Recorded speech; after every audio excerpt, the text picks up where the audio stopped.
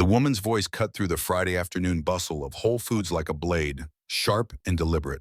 Her manicured fingers gripped an iPhone tightly as German words spilled from her lips with venomous precision. Sophia Morgan, CEO of Morgan Medical Technologies, was in no mood for pleasantries. The call with her Frankfurt partners had gone disastrously wrong. $50 million hanging in the balance because of his translation error that her team should have caught. The cheese aisle of Whole Foods suddenly felt like the only place she could breathe. Away from the boardroom, away from the disappointment in her brother James' eyes. She'd promised their father before he died that she would double the company's European presence. Now that promise was crumbling because no one on her team could properly translate a technical medical contract. In her frustration, Sophia continued her tirade in German, a language she'd learned at her Swiss boarding school but rarely used outside of business. Her eyes fell on a man in paint-stained jeans standing near the dairy section. His weathered hands gripped a shopping cart where a young girl sat swinging her leg, her strawberry blonde hair tied in a simple ponytail, blue eyes curious beneath slightly outgrown bangs. "Look at that man," Sophia muttered in German, her voice low but clear. "Shabby clothes, child dressed so poorly. Probably cannot even afford proper education for his daughter, feeding her cheap processed food instead of organic." The words were petty beneath her, but the release felt good. No one in this American supermarket would understand anyway. The anonymity of a foreign language was her sanctuary in this moment of weakness. Then the man turned slowly. His expression remained calm, but his eyes, dark and intelligent, fixed directly on Sophia's. His voice emerged in perfect fluid German. "I understand every word you are saying, madam, and while my daughter may not wear expensive clothes, she is taught to respect others regardless of their appearance." Sophia's mouth fell open. Her iPhone clattered to the tiled floor, its screen spiderwebbing with cracks. A collective hush fell over the nearby shoppers, the kind of silence that follows unexpected drama. The checkout clerk paused mid-scan. An elderly woman pretended to be deeply interested in the nutritional content of mascarpone. The little girl looked up at her father, confusion in her eyes. "Daddy, what's wrong? What did the lady say?" Daniel Carter bent down to his daughter's eye level, his voice gentle. "Sometimes people make incorrect assumptions about others, Emma. This lady was speaking in German, and she didn't realize I could understand her." Emma's small face scrunched in thought. "Like the kids at school? The ones who laugh because I don't have new shoes?" Her voice dropped lower. "Or because I don't have a mom like everyone else?" The simplicity of the child's observation struck Sophia like a physical blow. She watched as Daniel's expression shifted, a flash of grief quickly masked by a protective smile. "Something like that, sweetheart. But remember what we always say about assumptions?" Emma nodded solemnly. "They make a donkey out of you and me." She giggled at the wordplay, clearly a familiar joke between them. Sophia bent down to retrieve her phone, her cheeks burning with shame. The spiderweb of cracks across her screen reflected her fractured composure. For a woman who prided herself on perfect control, on always being the smartest person in any room, this humiliation was unbearable. "I apologize," she said in English, her voice formal and stiff. "My call was stressful and I spoke thoughtlessly." Daniel nodded once, a simple acknowledgement that somehow made Sophia feel worse. No righteous anger, no matching rudeness, just dignity in the face of her pettiness. He turned back to the dairy case, selecting a small block of Swiss cheese and placing it in his cart next to a loaf of whole wheat bread and a gallon of milk. Simple groceries, honest groceries, the kind that stretched a budget but fed a family. Sophia noticed Emma was still watching her, those blue eyes unnervingly perceptive for a child so young. The girl held a box of store-brand macaroni and cheese, clearly a treat rather than a staple. "I truly am sorry," Sophia said again, this time directing her words to Emma. "Sometimes grown-ups forget their manners." Emma's face softened slightly. "That's okay. Daddy says everyone has bad days sometimes." She glanced at the chocolate cake in the bakery display, then quickly away, but not before Sophia caught the longing in her expression. "Please," Sophia said impulsively, "let me buy the cake for you, as an apology." Daniel started to refuse, but Emma's eyes had already lit up. Sophia watched the internal struggle play across his face, pride wrestling with the desire to give his daughter something special. "Say thank you to Ms. Daniel raised an eyebrow, realizing they hadn't been properly introduced. Morgan, Sophia supplied, extending her hand in a gesture that felt oddly formal given the circumstances. Sophia Morgan. Thank you, Ms. Morgan, Emma said with careful politeness. The cake looks really good. As they walked toward the checkout together, Sophia found herself studying Daniel from the corner of her eye.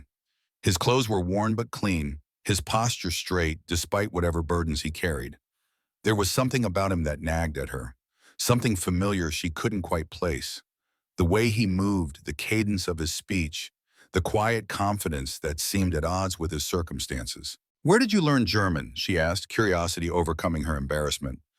Heidelberg University, Daniel replied simply. 2 years of postdoctoral research in comparative linguistics. Sophia nearly missed a step. Postdoctoral research? The man in paint-stained jeans buying budget groceries had a PhD? And before that? Daniel hesitated, clearly weighing how much of his story to share with a stranger who had just insulted him. I taught university-level linguistics, Department of Comparative Linguistics at UMass Amherst. The pieces weren't fitting together. University professor to what? Handyman? The evidence of manual labor was clear on his calloused hands. The paint stains on his jeans weren't fashion statements. At the checkout, Sophia insisted on paying despite Daniel's continued protests. The teenage cashier, Ashley according to her name tag, seemed fascinated by the dynamic between them. She probably saw all kinds of customers during her shifts, but this particular interaction was clearly novel. Sophia handed over her Black American Express card without thinking, the same card she used for business dinners that cost more than most people's weekly groceries. She caught Daniel noticing the centurion symbol, his expression unreadable. Outside the store, Sophia hesitated beside her midnight blue Bentley. The contrast between her car and Daniel's aging pickup truck was stark, almost comical. Two different worlds that had collided in the cheese aisle and somehow found themselves sharing the same parking lot. What do you do for work now? The question slipped out before she could stop herself. Daniel shifted Emma's hand in his, a protective gesture that didn't go unnoticed. I do repair work, handyman stuff, some part-time work at the elementary school. His answer was matter-of-fact, neither apologetic nor defensive. He was what he was, and he'd made peace with it. But Sophia sensed there was more to the story. There had to be. You don't earn a doctorate in linguistics from one of Germany's most prestigious universities and end up fixing leaky faucets without something significant happening in between. May I ask, what happened? Sophia's voice was gentler now, genuine curiosity replacing her earlier condescension. Daniel was quiet for so long that Sophia began to think he wouldn't answer. When he finally spoke, his voice carried the weight of old grief. My wife, Sarah, was diagnosed with aggressive cancer 3 years ago. She was a microbiologist, brilliant woman. His eyes drifted to Emma, who was carefully examining her cake through the clear plastic container.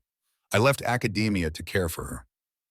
After she passed, 2 years ago now, there were medical bills, and Emma needed stability more than I needed a title. Academic positions don't just wait around. The late afternoon sun cast long shadows across the asphalt as Daniel continued. We're doing fine. Emma's school is good. We have a roof over our heads. Some things are worth more than professional prestige. Sophia stood momentarily speechless. The man she had dismissed as beneath her notice had willingly sacrificed a prestigious career out of love. She thought about her own choices, the relationships she'd let wither while climbing the corporate ladder, the family events missed for business dinners. I have a proposition, she heard herself saying. The words seemed to come from someone else, someone braver and more impulsive than the Sophia Morgan who'd walked into Whole Foods an hour ago. My company needs someone with your language skills. Translation work, German contracts, cultural consultation. She was improvising now, but the idea felt right, more than right. It felt like redemption. Daniel's expression remained carefully neutral. What kind of company? Morgan Medical Technologies, medical equipment manufacturing. We do a lot of international business. She paused, then added with what she hoped was professional confidence. The pay would be significantly better than handyman work. Something flickered across Daniel's features. Not excitement exactly, but something like cautious interest. You're offering me a job? You don't know anything about my qualifications, my work history, whether I'm reliable or competent. I know you're fluent in German, Sophia said firmly. I know you have a doctorate in linguistics. I know you handled my rudeness with more grace than I deserved. She glanced down at Emma, who was listening to their conversation with the intense focus children bring to adult discussions they don't quite understand. And I know you're raising a polite, well-adjusted daughter on your own. That tells me everything I need to know about your character. The silence stretched between them while Daniel considered. Sophia found herself holding her breath, surprised by how much his answer mattered to her. This wasn't just about assuaging her guilt over the grocery store incident. This was about second chances and unexpected connections, and the strange alchemy that could transform a moment of ugliness into something resembling grace. "Daddy," Emma said quietly, tugging on Daniel's sleeve, "was the nice lady offering you a real job?" Her question was innocent, but it cut straight to the heart of everything. A real job. Not pity, not charity, not a wealthy woman's attempt to buy her way out of an awkward situation.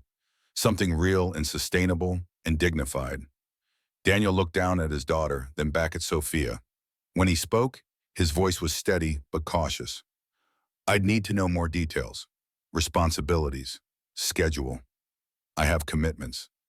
His eyes flicked to Emma, making it clear where his priorities lay. Sophia nodded, understanding flooding through her. She reached into her purse and withdrew a business card. Real paper, real ink, something tangible in a digital world. "My direct number. Think about it over the weekend. If you're interested, call me Monday."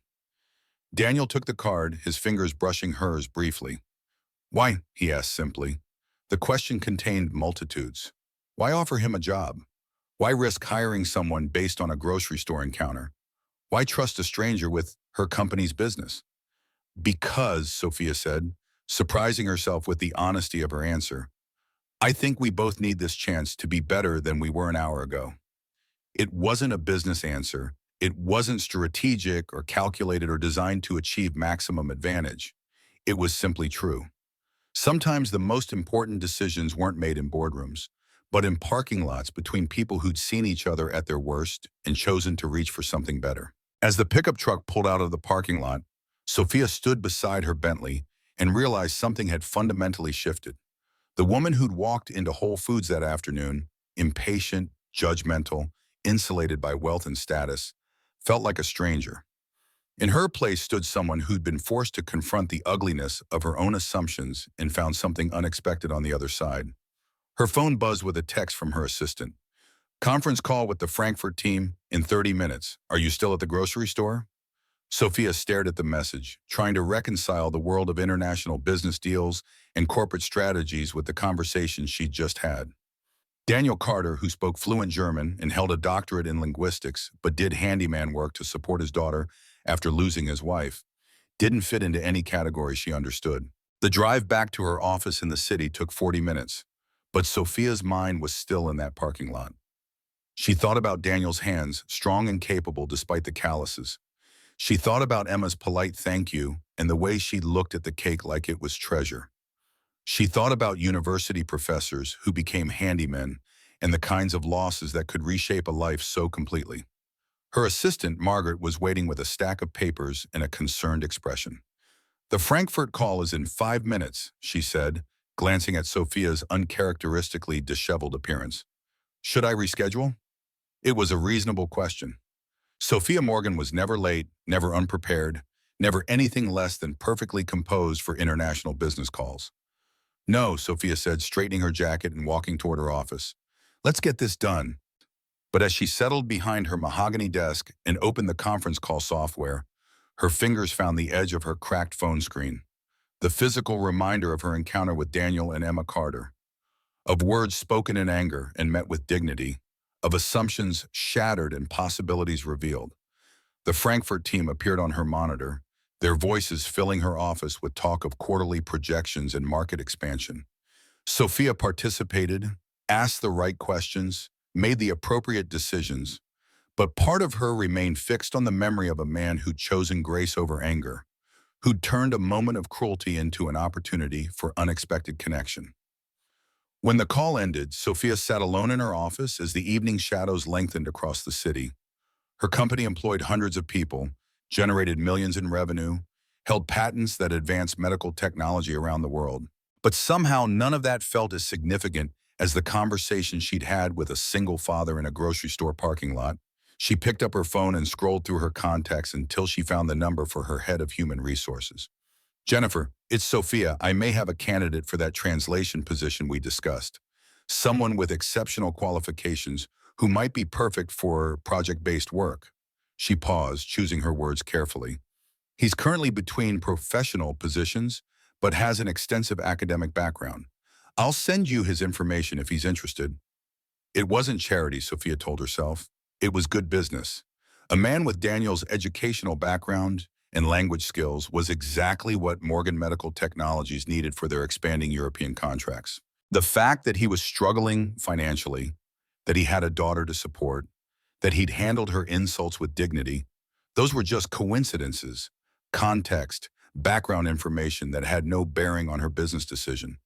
But even as she constructed these rational justifications, Sophia knew she was lying to herself.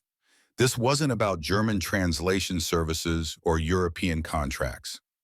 This was about the moment when assumptions collided with reality and created something entirely unexpected.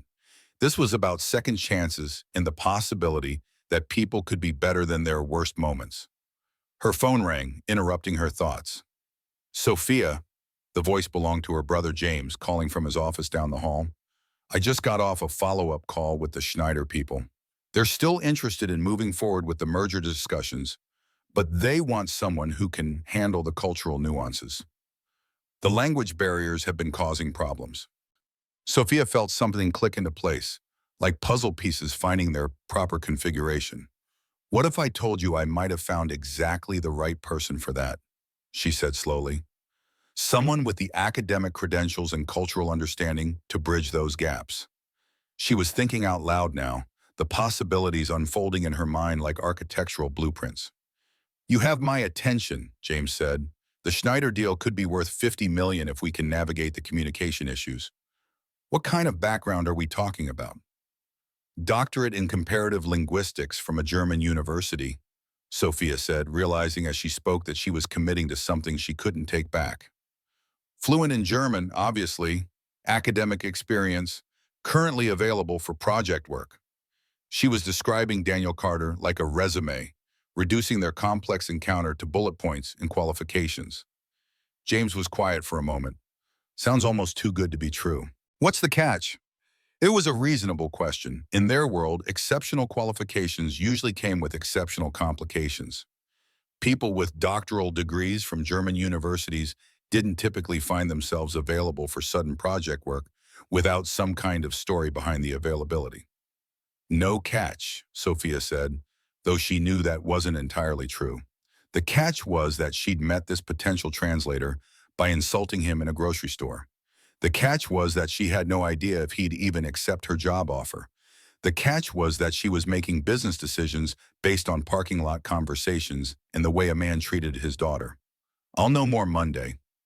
After she hung up, Sophia sat in her office as the building emptied around her. Through her window, she could see the lights of the city beginning to twinkle in the gathering darkness. Somewhere out there, Daniel Carter was probably helping his daughter with homework, or reading bedtime stories, or doing whatever single fathers did in the quiet hours of the evening. She thought about the cake they were sharing, the simple pleasure of chocolate frosting, and a child's laughter. When was the last time she'd experienced something that uncomplicated? When had she last felt joy that wasn't connected to profit margins or market share or beating the competition? The questions felt dangerous, like examination of a life she'd been too busy living to actually consider. Sophia's phone buzzed with a text from her personal assistant. Reminder, dinner with the Patterson Group at 8. Cars waiting downstairs. Another business dinner, another evening of strategic conversations and careful networking.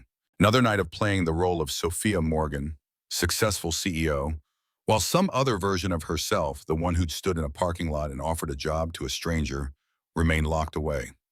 She gathered her things and headed for the elevator, but something made her pause at Margaret's desk.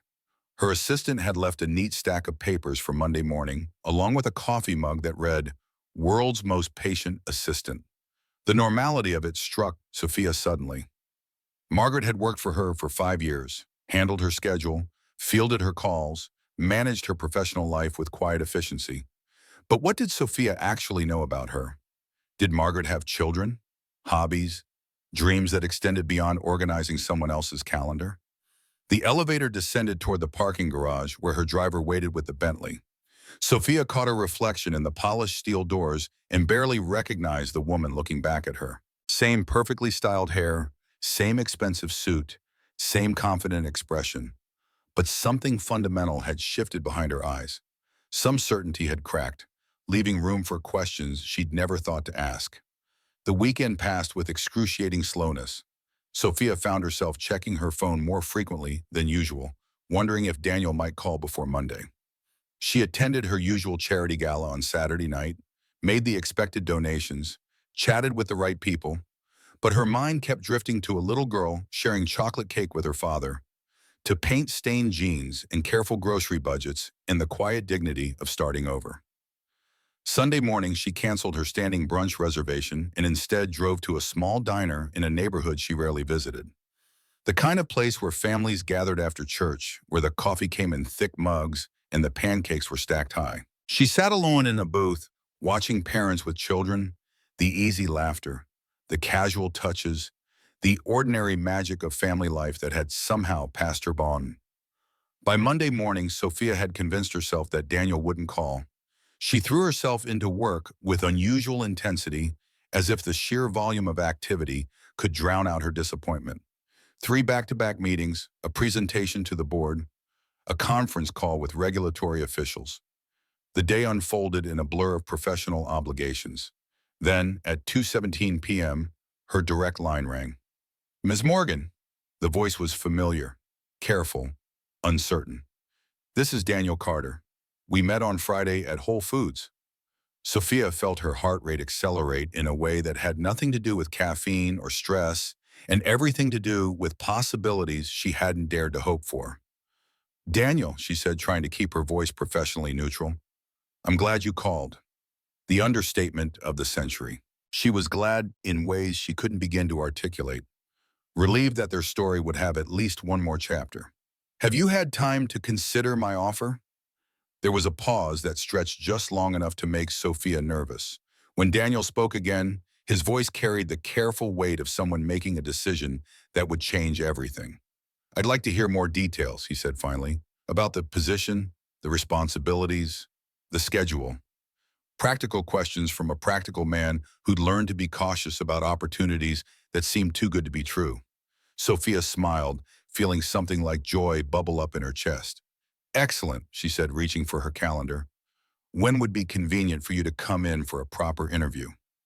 The word felt inadequate.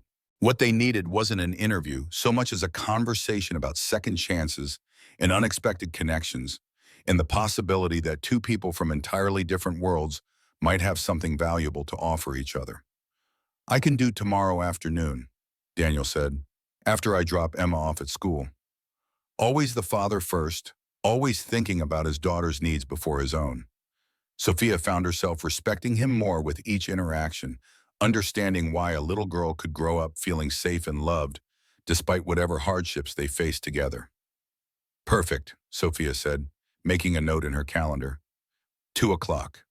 She paused, then added, "Daniel, thank you for calling. I know this isn't exactly conventional, and I appreciate you taking a chance on—" She struggled for the right words. "On what? On her? On them? On the possibility that Friday afternoon's collision of worlds might lead somewhere neither of them had expected?" "Thank you for offering the chance," Daniel said quietly. "Emma hasn't stopped talking about the cake or the nice lady who bought it for her." There was something in his voice, a warmth that suggested their encounter had left an impression on him too, that maybe, just maybe, this wasn't just about job opportunities and professional advancement. Maybe it was about something more human and more necessary. After they hung up, Sophia sat in her office chair and realized she was smiling. Really smiling, not the professional expression she wore for business meetings and networking events. This was the kind of smile that came from genuine anticipation, from the feeling that something good was about to begin. She hadn't felt this way about a Tuesday afternoon in longer than she could remember. Tomorrow would bring answers to questions she hadn't known she was asking. Tomorrow would determine whether a moment of ugliness in a grocery store could transform into something beautiful and sustainable. Tomorrow would show whether Sophia Morgan, CEO and self-made millionaire, could become someone worthy of Daniel Carter's trust in Emma's cake-bright smile. But today, for the first time in years, Sophia found herself looking forward to tomorrow with something that felt remarkably like hope. Tuesday morning dawned bright and clear, but Daniel Carter's mind was anything but. As he packed Emma's lunch, peanut butter sandwich cut diagonally the way she liked, apple slices, and a small container of yogurt, he found himself rehearsing what he would say to Sophia Morgan. This wasn't just another job interview. This was a crossroads, a moment that could alter the trajectory of their lives. "Daddy, can I wear my blue dress today?" Emma called from her bedroom. "The one Mommy got me?" Daniel felt the familiar tightening in his chest. Sarah had bought that dress nearly 3 years ago, before her diagnosis. It was far too small now, but Emma still asked for it sometimes, especially when she was nervous or uncertain. "How about your red one instead?" he suggested gently. "We need to save the blue one for special occasions, remember?" What he didn't say was that he couldn't bear to tell her it no longer fit, that this tangible connection to her mother was another thing they'd have to let go.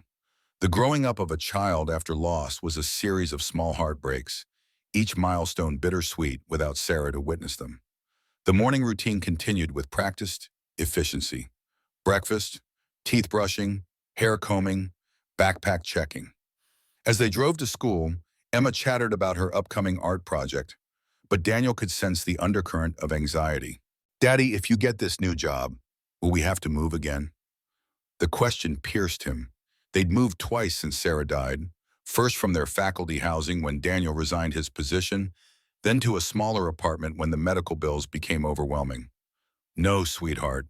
If, and it's a big if, I take this job, we'd stay right here. Your school wouldn't change." Emma nodded, visibly relieved. "And would you still pick me up every day?" "Every single day," Daniel promised, reaching over to squeeze her hand. "That's non-negotiable." After dropping Emma off, Daniel drove home to prepare for the interview. He stood before the closet, staring at his limited wardrobe.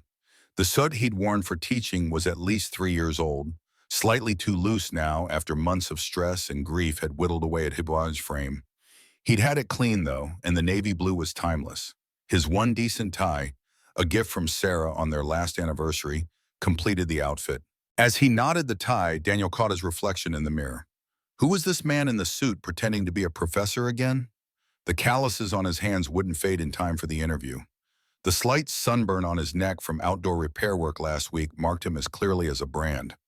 Would he fit in the sleek offices of Morgan Medical Technologies? Or would he be as out of place as Sophia Morgan had been in his world at Whole Foods? 2 hours later, Daniel stood in the gleaming lobby of the MMT headquarters downtown, a 40-story testament to modern architecture and corporate success. The receptionist greeted him with professional courtesy, offering him water in an actual glass, not a paper cup. Everything about the space spoke of money, from the original artwork on the walls to the subtle scent of something expensive in the air. Daniel felt the weight of eyes on him. Not hostile, just curious. He didn't belong here, and everyone knew it, including him. "Mir Carter?" He turned to see a young woman with a tablet and an earpiece. "Dr. Carter, actually," he corrected gently, surprised by his own insistence on the title he rarely used anymore. The woman blinked. "Of course, Dr. Carter. Ms. Morgan is ready for you. Please follow me." The elevator ride to the executive floor was swift and silent. Daniel used the time to center himself, to remember that whatever happened today, he and Emma would be fine. They'd weathered worse, far worse. The doors opened to reveal another reception area, this one more intimate but no less impressive. Sophia rose from behind a desk that could have paid his rent for 6 months. "Daniel," she said, extending her hand. Today she wore a charcoal gray suit, her blonde hair swept back in an elegant twist. Professional, powerful, but somehow less intimidating than she'd been in Whole Foods. "Thank you for coming. Thank you for the opportunity," he replied, acutely aware of the contrast between them. Her perfectly tailored suit versus his slightly worn one, her manicured nails against his work-roughened hands. Sophia led him through a set of glass doors into a conference room where a man with familiar features waited. This is my brother, James Morgan. He oversees our international division and the Schneider merger specifically. James stood, offering a firm handshake. So, you're the linguistics expert Sophia discovered. His tone was friendly but evaluating, the look in his eyes calculating in a way that reminded Daniel of tenure committee meetings. Discovered is a generous term, Daniel said with a small smile. More like insulted in German, and was surprised when I responded. James laughed, genuinely amused. Sophia told me about your encounter. Quite unorthodox recruitment methods, but sometimes the best talent appears in unexpected places. As they settled around the table, Daniel noticed a stack of papers before James. His curriculum vitae, he realized with surprise. You've done your research, and he observed. Of course, Sophia said. When you mentioned Heidelberg and UMass, it wasn't difficult to find your academic record. James tapped the papers. 6 languages fluently, published in top linguistics journals, postdoctoral research on Germanic language evolution and its impact on technical terminology. He looked up, meeting Daniel's eyes directly. What I don't understand is why someone with your credentials is working as a handyman. The question wasn't accusatory, just direct. Still, Daniel felt his spine stiffen. I believe Sophia mentioned my situation. She did, James acknowledged, but I'd like to hear it from you. Daniel took a measured breath. My wife was diagnosed with aggressive pancreatic cancer 3 years ago.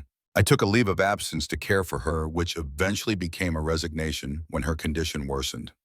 After she passed, I had significant medical debt and a traumatized 6-year-old daughter who had just lost her mother. Returning to academia wasn't feasible. The room fell silent. Daniel didn't elaborate on the night spent beside Sarah's hospital bed, grading papers while she slept. He didn't mention how he'd continued teaching remotely until his department head had gently suggested that perhaps his focus was compromised. He didn't describe the day he'd packed up his office, colleagues avoiding eye contact in the hallway, unsure how to interact with grief so raw and visible. I understand priorities, James said finally. Family comes first. But that doesn't explain why someone with your expertise couldn't find corporate work. Surely there were options between professor and handyman. Before Daniel could respond, the conference room door opened, and a man in an expensive suit entered without knocking. Sorry I'm late, he said, though his tone suggested he wasn't sorry at all. Traffic was a nightmare. Richard, Sophia said, her voice noticeably cooler, I don't recall inviting you to this meeting. The man, Richard, smiled thinly. As CFO, I make it my business to be involved in all potential hiring decisions, especially for high-level positions. He turned to Daniel, extending a hand. Richard Peterson. And you are? Daniel Carter. The handshake was too firm, too prolonged, a power move as transparent as it was unnecessary. Mr. Carter is interviewing for the translation and cultural consultation position for the Schneider merger, Sophia explained, her tone making it clear this was not up for debate. Richard took a seat, uninvited. Fascinating. And your qualifications are? Before Daniel could answer, James slid the CV across the table. Doctorate in Comparative Linguistics from Heidelberg. Former professor at UMass Amherst. Fluent in German, French, Spanish, Italian, Russian, and apparently Japanese as well. Richard skimmed the document, his expression skeptical. Impressive on paper, but there's a considerable gap in your employment history, Mr. Carter. Nearly 3 years. Care to explain? It's Dr. Carter, James corrected mildly, and we've already discussed his circumstances. Richard leaned back, fingers steepled. With all due respect, this is highly irregular. We typically hire from established firms, not... He gestured vaguely at Daniel, whatever this is. Daniel felt heat rise in his chest, but he kept his expression neutral. This wasn't the first time he'd faced academic politics and corporate posturing. Would you like me to demonstrate my qualifications, Mr. Peterson? Richard raised an eyebrow. By all means. Sophia and James exchanged a glance, but neither intervened. Daniel switched to perfect, unaccented German. I understand your concern about my unusual background. 3 years ago, I was teaching advanced linguistic theory to doctoral candidates and publishing in peer-reviewed journals. Then my wife was diagnosed with cancer, and my priorities shifted completely. You see before you not a failure of career, but a deliberate choice made out of love and responsibility. He paused, noting Richard's surprise, then continued. If MMT is looking for someone who understands not just German vocabulary and grammar, but the cultural nuances and technical specificity required for medical contract negotiations, I believe my background makes me uniquely qualified. I've lived in Germany, taught there, published there. I understand how Germans think, not just how they speak. The room was silent when he finished. Richard's face had gone slightly pale. Well, James said finally, a smile playing at the corners of his mouth, I believe that answers the language proficiency question. Sophia looked quietly triumphant. Richard, would you like Dr. Carter to continue in Mandarin, perhaps? Or shall we proceed with the actual interview? Richard stood abruptly. I have another meeting. We'll discuss this later, Sophia. He left without further comment, the door closing a bit too firmly behind him. I apologize for that, Sophia said once he was gone. Richard believes his role as CFO extends to all aspects of company management. Office politics, Daniel observed. Some things are universal, whether in academia or corporate America. James laughed. Indeed. Now, shall we discuss the actual position? The next hour passed in detailed conversation about the Schneider merger, a German medical equipment manufacturer with revolutionary cardiac monitoring technology that MMT wanted to acquire and distribute globally. The deal had stalled over contract terms, cultural misunderstandings, and technical specifications that seemed to get lost in translation. Our last translator was technically proficient but missed cultural context, James explained. The Germans felt we were being aggressive when we thought we were being direct. Meanwhile, we thought they were being evasive when they were just being thorough. Daniel nodded. Germans value precision and comprehensive analysis. Americans tend to favor efficiency and decisive action. Both approaches have merit, but without cultural context, they create friction. As they talked, Daniel found himself genuinely engaged for the first time in years. This wasn't just translation work. This was applied linguistics, cultural mediation, the practical application of theories he'd once taught. His mind, which had been occupied with fixing leaky pipes and patching drywall, was suddenly alive with the complexity of language and meaning. We have a conference call with Schneider this afternoon, Sophia said. Would you be willing to sit in, not to participate, just to observe and give us your thoughts afterward? Daniel checked his watch. I would, but I need to pick up Emma from school at 3. We could arrange for a car to take you, James offered. Daniel shook his head. I appreciate that, but I always pick her up myself. It's important to her, to both of us, after everything that's happened. Instead of the impatience he expected, Daniel saw understanding in Sophia's eyes. Of course, family commitments come first. We can record the call for you to review later. As the interview concluded, James excused himself for another meeting, leaving Daniel and Sophia alone. Your brother seems supportive of this unusual hiring process, Daniel observed. Sophia nodded. James trusts my judgment, and he's desperate to save the Schneider deal. It was our father's vision before he passed away last year. I'm sorry for your loss, Daniel said quietly. Thank you. Sophia's expression softened slightly. It's different, of course. He was elderly, it was expected. Not like losing a spouse in their 30s, Daniel finished. Different kinds of grief. A moment of understanding passed between them, the recognition of loss, even if the circumstances were vastly different. I should go, Daniel said finally. I have a few handyman jobs to complete before school pickup. Of course, Sophia walked him to the elevator. We'll be in touch soon. But Daniel, she hesitated. Regardless of what happens with the position, thank you for coming today, for giving this a chance. As the elevator doors closed, Daniel leaned against the wall, suddenly exhausted. The interview had awakened something in him. The scholar, the professor, the man who existed before grief and practical necessity had reshaped his life. It was exhilarating and terrifying all at once.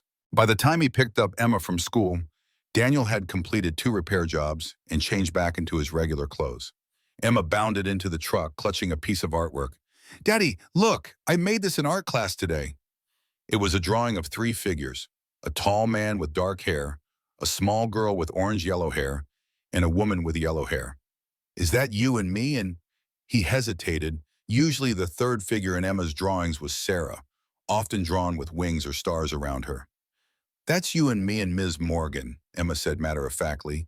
She bought us cake, remember? Miss Jennings said to draw someone who was kind to us. Daniel felt a complex emotion he couldn't immediately identify. That's, that's nice, sweetheart. The interview went well today.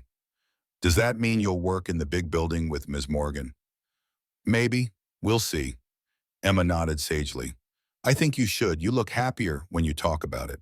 Like how you used to look when you talked about teaching. From the mouths of babes, Daniel thought. 8-year-olds shouldn't be so perceptive about their parents' emotional states. That evening, after Emma was asleep, Daniel reviewed the recording of the Schneider call that Sophia had emailed him. Within minutes, he spotted the issues. The German executives were using technical terms that the MMT translator was interpreting correctly in vocabulary, but missing in context. Moreover, there were cultural disconnects, moments where the Germans were expressing cautious interest that the Americans interpreted as reluctance. Daniel worked until midnight, preparing detailed notes. This wasn't just about a job anymore. This was about proving to himself that part of his old life, the intellectual engagement, the expertise he'd spent years developing, could be reclaimed, that he could be both the father Emma needed and the scholar he'd once been. The next morning, his phone rang just as he was dropping Emma at school. Daniel, it's Sophia Morgan. I've reviewed your notes on the Schneider call. They're exceptional. You identified issues we've been struggling with for months. I'm glad they were helpful, Daniel said, watching Emma join her friends on the playground. More than helpful. James wants to offer you the position immediately, full-time with benefits and a salary that I think you'll find competitive. Daniel's heart raced. This was happening so fast. I'd need flexibility for Emma, school pickups, doctor appointments, the occasional sick day. Of course, we can structure the role around your family commitments, work-from-home options, flexible hours. It sounded perfect, too perfect. What about Richard? He seemed opposed to my hiring. There was a slight pause. Richard has input, but not final say. This is my decision, and James supports it completely. Daniel thought about the medical bills still piled on his desk, about Emma's college fund that remained empty, about the repairs his truck needed, about the look on his daughter's face when she had to tell classmates they couldn't afford the school ski trip. When would you need my decision? Take the day to think about it. Call me tomorrow. After hanging up, Daniel sat in his truck, mind racing. This job would change everything. Their financial situation, his professional identity, their future prospects. But change, even positive change, came with risks. New environments, new expectations, new politics to navigate. His phone pinged with a text from his next handyman client. Need to reschedule. Pipe emergency at another property. Daniel stared at the message, the universe offering him an unexpected moment of contemplation. On impulse, he drove to the university campus where he'd once taught.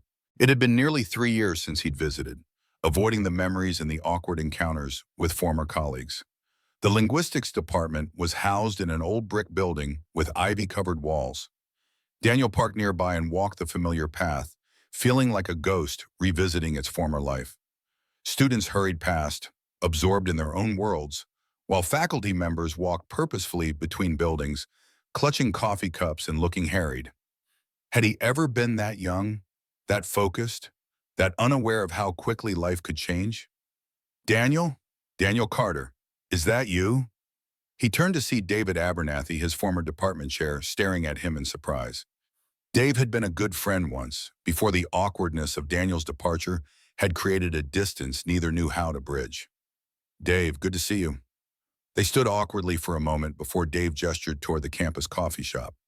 Got time for a cup? My next class isn't for an hour. Over coffee, Daniel explained the unexpected job offer, the potential return to using his linguistic expertise, the strange circumstances that had led to this opportunity. Dave listened intently, nodding occasionally. You know, when you left, we all understood. Family comes first. But the department lost something valuable when you resigned. I didn't have much choice, Daniel said quietly. I know that now, Dave admitted. But at the time, well, academia isn't always compassionate about life circumstances. There was talk that you'd lost your edge, that the emotional toll had compromised your work. Daniel winced. He'd suspected as much, but hearing it confirmed still hurt. Take the corporate job, Daniel, Dave said firmly. Not just for the money, though God knows you deserve some financial stability after everything. Take it because your mind is too valuable to waste fixing toilets and patching drywall. Sarah would have said the same thing. The mention of his late wife's name hit Daniel like a physical blow. She always said I was meant to be a scholar, not a handyman. Smart woman, Dave nodded. Emma is stable now, right? She's adjusted as well as can be expected? She's resilient, Daniel agreed. More so than I am sometimes. Then it's time for you to start rebuilding too. Not just financially, but intellectually, professionally. Dave examined his watch and stood. I've got to run to class, but Daniel, don't let guilt about moving forward keep you in place. Sarah wouldn't have wanted that. The rest of the day passed in a blur of small repair jobs, each one reinforcing Dave's point. Daniel was competent at this work, but it didn't engage his mind or feed his soul the way linguistics had once done. By the time he picked up Emma from school, his decision was made. Guess what, sweetheart? I got offered the job at Miss Morgan's company. Emma's face lit up. Really? Are you going to take it? I think so. What do you think about that? Emma considered this seriously. Will you wear a suit like when you were a professor? Daniel smiled. Probably, yes. Good, you look handsome in a suit. Mommy always said so. The casual reference to Sarah no longer caused the sharp pain it once had. Now it was a bittersweet reminder that even in absence, she remained a part of their family narrative. If I take this job, some things will change. We'll have more money for things like new shoes and maybe even that art camp you wanted to try this summer. Emma's eyes widened. Really? Art camp? Really? But I'll still pick you up from school every day. And we'll still have our weekend pancake breakfasts and movie nights. Promise, Oz? Pinky promise. They locked fingers solemnly, the highest form of oath in 8-year-old jurisprudence. That evening, after tucking Emma in, Daniel called Sophia. I'll accept the position, he said without preamble. Excellent, Sophia replied, and he could hear the genuine pleasure in her voice. When can you start? Monday, I have a few handyman jobs to finish up this week, and I'd like to give my clients some notice. Monday is perfect. I'll have HR send over the paperwork tomorrow. There was a pause, neither quite ready to end the call. Daniel, there's a dinner at my home this Friday. Nothing formal, just James and a few key team members discussing the Schneider project. Would you and Emma like to join us? It would be a good chance for you to meet everyone in a more relaxed setting. The invitation surprised him. You want me to bring Emma to a business dinner? James is bringing his kids, Sophia said quickly. They're older, teenagers, but Emma wouldn't be the only child, and my house has a pretty impressive game room that the kids usually monopolize. Daniel hesitated. This was moving beyond a professional relationship into something more personal. But perhaps that wasn't entirely unexpected, given how they'd met. We'd like that, he said finally. Thank you. Friday evening found Daniel and Emma standing before a house that seemed more like a small hotel than a private residence. Sophia's home was a sprawling estate in the city's most exclusive neighborhood, complete with gated entrance and manicured grounds. Daddy, is this where Miss Morgan lives? Emma whispered wide-eyed. It's like a castle. It's certainly impressive, Daniel agreed, feeling increasingly out of place despite his best suit and Emma's new dress, a practical expense he justified as necessary for such occasions.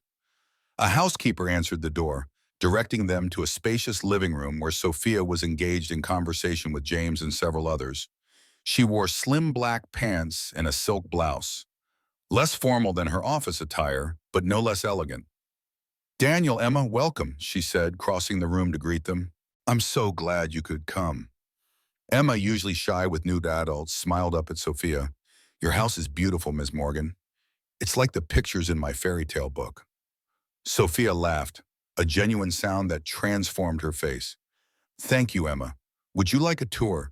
The good news about a big house is there are lots of places to explore.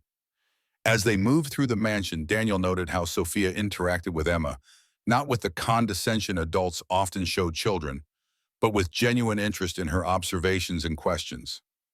By the time they reached the game room, where James's teenagers were engrossed in a video game tournament, Emma was chatting comfortably about her art projects in school. Go ahead and join them, Sophia encouraged when the teens waved Emma over. They don't bite, I promise. Once Emma was settled, Sophia led Daniel back to the main gathering.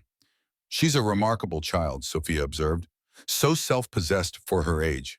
She's had to grow up faster than I would have liked, Daniel admitted. Losing a parent does that. The dinner conversation flowed easily, focusing primarily on the Schneider negotiations and Daniel's insights from the recorded call. Even Richard, who had arrived late with obvious reluctance, seemed grudgingly impressed by Daniel's analysis. The problem isn't just language, Daniel explained, warming to the topic. It's cultural perception. Germans and Americans have fundamentally different approaches to business relationships. Germans build trust slowly, through demonstrated competence and reliability over time. Americans tend to expect trust up front, with verification coming later. James nodded. That explains why they keep requesting more technical specifications. We thought they were stalling, but they're actually following their normal trust-building process. Exactly, Daniel agreed. If you approach them with that understanding, acknowledge their thoroughness as a strength rather than a delaying tactic, you'll make more progress. The discussion continued through dessert, Daniel finding himself fully engaged in a way he hadn't been in years. This was what he had missed: intellectual challenge, meaningful work, the satisfaction of applying his expertise to solve real problems. After dinner, most of the guests moved to the patio for drinks, but Daniel excused himself to check on Emma. He found her in an animated conversation with James's daughter about a shared interest in manga art, both of them sketching enthusiastically on a digital tablet. "Daddy, look!" Emma held up the tablet, showing a surprisingly sophisticated drawing. "Lily is teaching me how to draw anime style." "That's wonderful, sweetheart," Daniel said, relieved to see her so at ease. "Are you having a good time?" Emma nodded vigorously. "Lily says there's an awesome art program at her school. They even have a manga club." James's daughter, a poised 14-year-old, smiled. "Emma's really talented, Dr. Carter. She picked up the techniques super fast." "She gets her artistic ability from her mother," Daniel said, a statement that once would have been painful but now felt like a celebration of Sarah's continued presence in their daughter. Later, as the gathering wound down, Daniel found Sophia in the kitchen, unexpectedly alone as she arranged leftover desserts into containers. "Need help?" he offered. "Sure, these are going home with everyone. No one needs this much chocolate cake sitting around." They worked side by side for a few minutes, the domestic task creating an unexpected intimacy after the business-focused evening. "Thank you for including Emma tonight," Daniel said finally. "She's had a wonderful time." Sophia smiled. "I'm glad. She's a special girl. You've done an amazing job with her, especially under the circumstances." "I've done my best," Daniel said simply. "That's all any parent can do." Sophia handed him a container of cake. "For Emma, from what I gather, chocolate cake has become our tradition." The reference to their first meeting made Daniel smile. From insults in German to job offers and cake, quite an evolution. "Life takes unexpected turns," Sophia agreed. 3 days ago, I would never have imagined having the former chair of comparative linguistics at UMass helping in my kitchen." Daniel laughed. "And I wouldn't have imagined working for the woman who thought I couldn't afford proper education for my daughter." Sophia winced. "I'm never going to live that down, am I?" "Probably not," Daniel admitted. "But maybe it's good to remember where we started. It makes where we are now seem more—" He searched for the right word. "Meaningful," Sophia supplied. "It makes it more meaningful." As Daniel drove home that night, Emma sleeping peacefully in the back seat, he reflected on the strange journey that had brought them here. From tragedy to struggle to an unexpected encounter in a grocery store that might, just might, be the beginning of something new. Not just professionally, but personally as well. Monday would bring new challenges, new complexities, a return to the professional world he'd left behind. But for the first time in years, Daniel was looking forward rather than backward, seeing possibilities instead of losses. The future, which had for so long seemed like a thing to endure rather than anticipate, suddenly held promise again. And that, perhaps, was the most unexpected gift of all. Daniel's first month at Morgan Medical Technologies passed in a whirlwind of activity. The transition from handyman to corporate linguist should have been jarring, but instead felt like slipping back into a familiar, well-worn coat he'd forgotten he owned. His mind, which had been occupied with practical matters of pipe fittings and electrical wiring, now raced with the complex interplay of language, culture, and business strategy.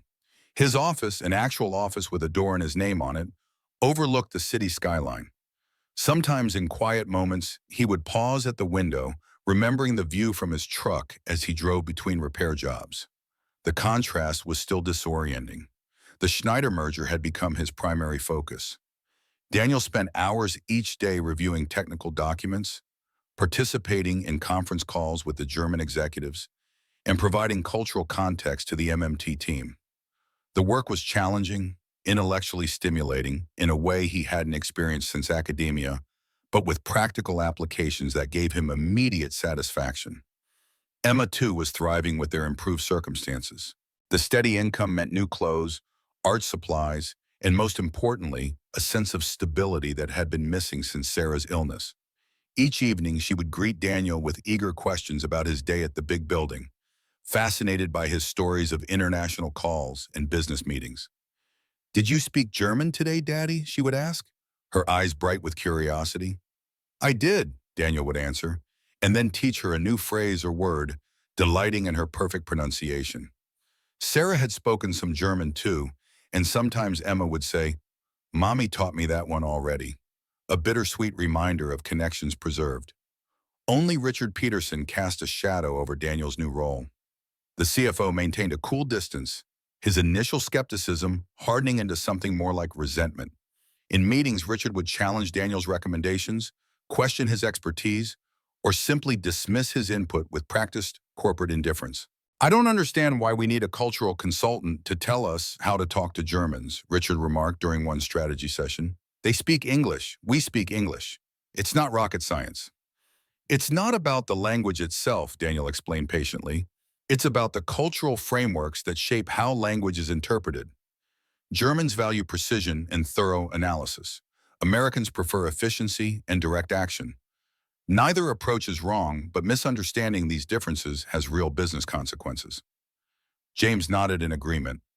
Daniel's insights have already improved our communication with Schneider. They have moved forward on 3 provisions they were previously hesitant about. Richard's smile didn't reach his eyes. "Fascinating. Perhaps our new linguistics guru could also explain why they're still holding up the technology transfer agreement, or is that cultural too?" The tension in the room was palpable. Daniel maintained his composure, years of teaching hostile undergraduates having prepared him for far worse. "Actually, yes, their hesitation reflects a fundamental German business value: Gründlichkeit, thoroughness. They're not stalling, they're being diligent.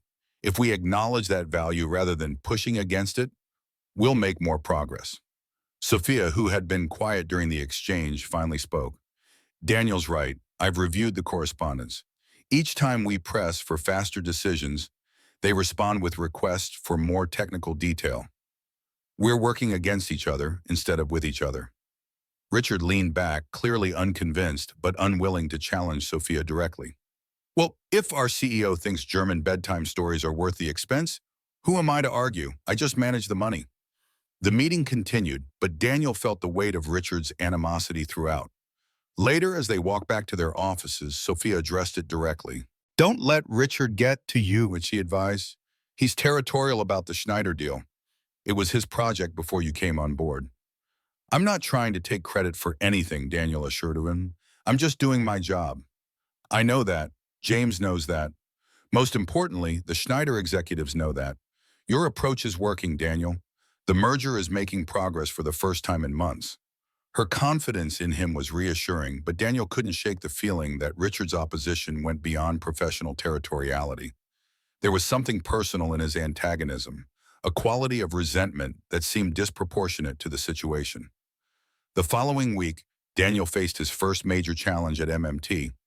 Richard had arranged a surprise presentation for the executive team, insisting that Daniel demonstrate the value of his cultural insights by analyzing a complex technical proposal from Schneider, one that Daniel hadn't seen before. "I thought it would be instructive to see our linguistic expert in action," Richard explained smoothly as he handed Daniel a 20-page document filled with technical German terminology.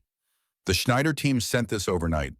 We need to understand their concerns about the cardiac monitoring software integration.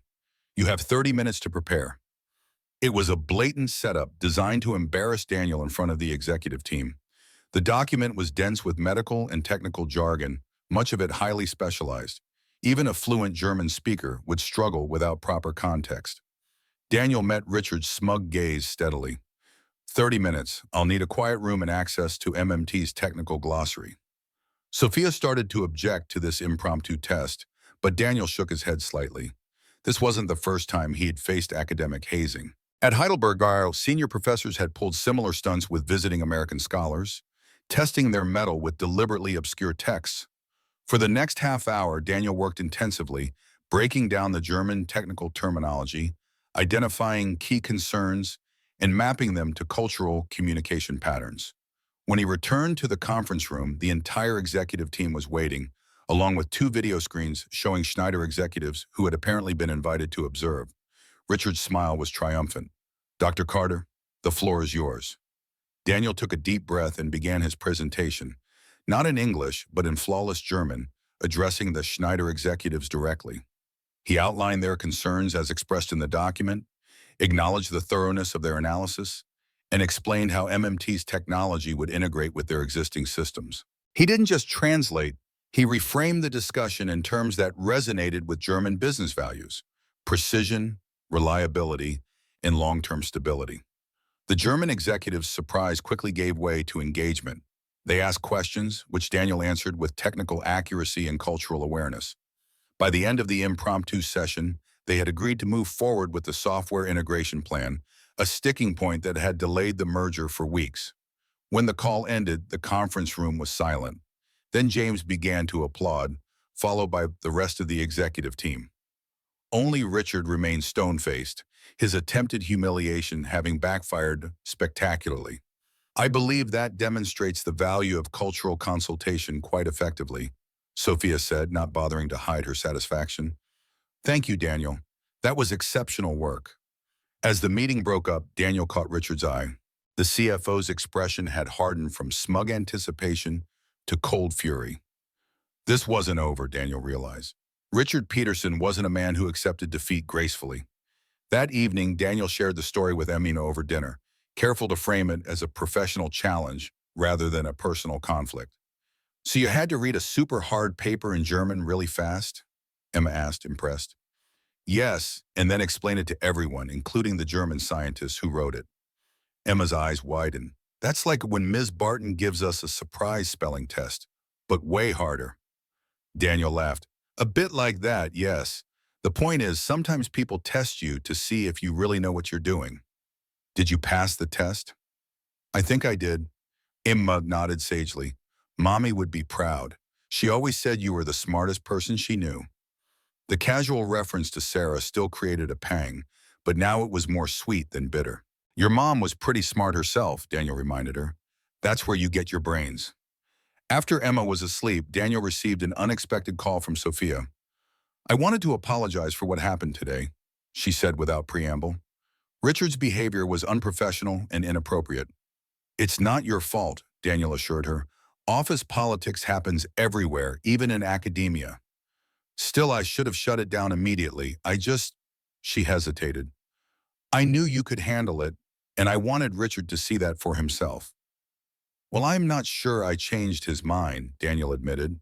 "If anything, I think he's more resentful now." Sophia sighed. "Richard has always been territorial, but this seems different, more personal. I don't understand it." "Some people just take an instant dislike to others. It's human nature." "Perhaps," Sophia agreed, though she sounded unconvinced. "In any case, I wanted you to know that your work today was remarkable." The Schneider executives were impressed. They emailed James afterwards specifically mentioning your presentation. The praise warmed him, not just professionally but personally. It had been a long time since Daniel had felt truly competent, truly in his element. The years of struggling as a handyman, always aware of his limitations in that role, had taken a toll on his confidence. "Thank you," he said simply. "That means a lot." There was a pause before Sophia spoke again. "Daniel, I'd like to invite you and Emma to my family's lake house this weekend. James is bringing his kids, and we thought Emma might enjoy the water in the boat. Very casual, just a day trip on Saturday." The invitation surprised him. This was extending beyond professional courtesy into something more personal. That's very kind, but are you sure? I wouldn't want to impose on family time. You wouldn't be, Sophia, say he might. Ma, you wouldn't be, Sophia assured him. James and I were just discussing how Emma and his daughter Lily seemed to hit it off at dinner. And honestly, these family outings can get a bit tedious with just adults. Having Emma there would be a welcome change of pace. Daniel considered the offer. Emma would love a day at a lake house. She'd been begging to go swimming as the summer heat intensified. And it would be good for her to spend more time with Lily, who seemed like a positive influence despite the age difference. We'd be delighted, he said finally. Emma will be thrilled. Saturday dawned clear and bright, perfect weather for a lake day. Emma was up early, vibrating with excitement as she packed her small backpack with sunscreen, a towel, and the new swimsuit they'd purchased just for this occasion. Is Ms. Morgan's lake house big like her regular house? Emma asked as they drove, following the GPS directions Sophia had sent. I imagine so, Daniel replied, though in truth he had no idea what to expect. The Morgan's wealth was so far beyond his experience that he couldn't begin to guess what constituted a lake house in their world.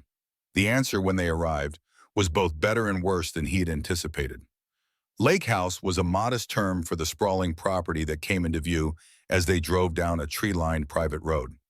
The main building was a rustic luxe structure of stone and timber with floor-to-ceiling windows overlooking a pristine lake. A boathouse, a separate guest cottage, and meticulously landscaped grounds completed the picture of casual opulence. Wow, Emma breathed as they parked beside several high-end vehicles. It's like a fairy tale. Daniel felt a familiar discomfort, the sense of being out of place that had accompanied many of his interactions with the Morgan world. But Emma's excitement pushed aside his reservations. This day wasn't about him or his discomfort with wealth disparities. It was about giving his daughter a day of simple childhood joy. Sophia greeted them on the wide veranda, dressed in white linen pants and a blue top, looking relaxed and approachable in a way Daniel hadn't seen before. James's children were already down at the dock, preparing a sleek powerboat for the day's activities. Welcome to the family retreat, Sophia said warmly. I'm so glad you could come. Emma, momentarily shy, stepped closer to Daniel. Lily's been asking when you'd arrive, Sophia told her. She brought some new manga for you to see, and we have a paddleboard that's perfect for beginners if you want to try it. Emma's eyes lit up. Can I go see Daddy? Of course, Daniel nodded. Just remember your manners and listen to the adults about water safety. She needed no further encouragement, hurrying down the path toward the dock, where Lily had spotted her and was waving enthusiastically. She'll be fine, Sophia assured him, seeing his instinctive parental concern. James is a stickler for water safety. Life jackets are mandatory, and we have a dedicated spotter whenever anyone's in the water. The day unfolded with surprising ease. James took the children tubing behind the boat, their squeals of delight carrying across the water. Daniel found himself relaxing, drawn into conversation with Sophia as they sat on the dock, feet dangling in the cool water. This place is beautiful, he observed, watching Emma's face light up as Lily taught her to balance on the paddleboard. Has it been in your family long? My grandfather built the original cabin in the 1950s, Sophia explained. My father expanded it in the 80s, and James and I renovated about 5 years ago. It's the one place that's remained constant through everything. Emma and I have moved 3 times in the past 2 years, Daniel said, the contrast striking him. First from faculty housing, then from our house when the medical bills became too much, and finally to our current apartment. Sophia was quiet for a moment. Stability is a luxury many people don't recognize until it's gone. A lot of things are like that, Daniel agreed. Health, time, the simple certainty that tomorrow will be much like today. They fell into contemplative silence, watching the children play. There was an ease between them now, a comfort born of shared experiences, despite their vastly different backgrounds. Daniel found himself studying Sophia's profile against the sparkling water, noticing how different she looked here. Softer, more authentic, freed from the corporate armor she wore at MMT. The moment was interrupted by the arrival of a sleek car coming down the drive. Sophia frowned slightly. I wasn't expecting anyone else today. The car parked and Richard Peterson emerged, dressed as if for a country club rather than a casual lake day. Sophia! James mentioned the family was out here today. I was in the area for golf, thought I'd stop by.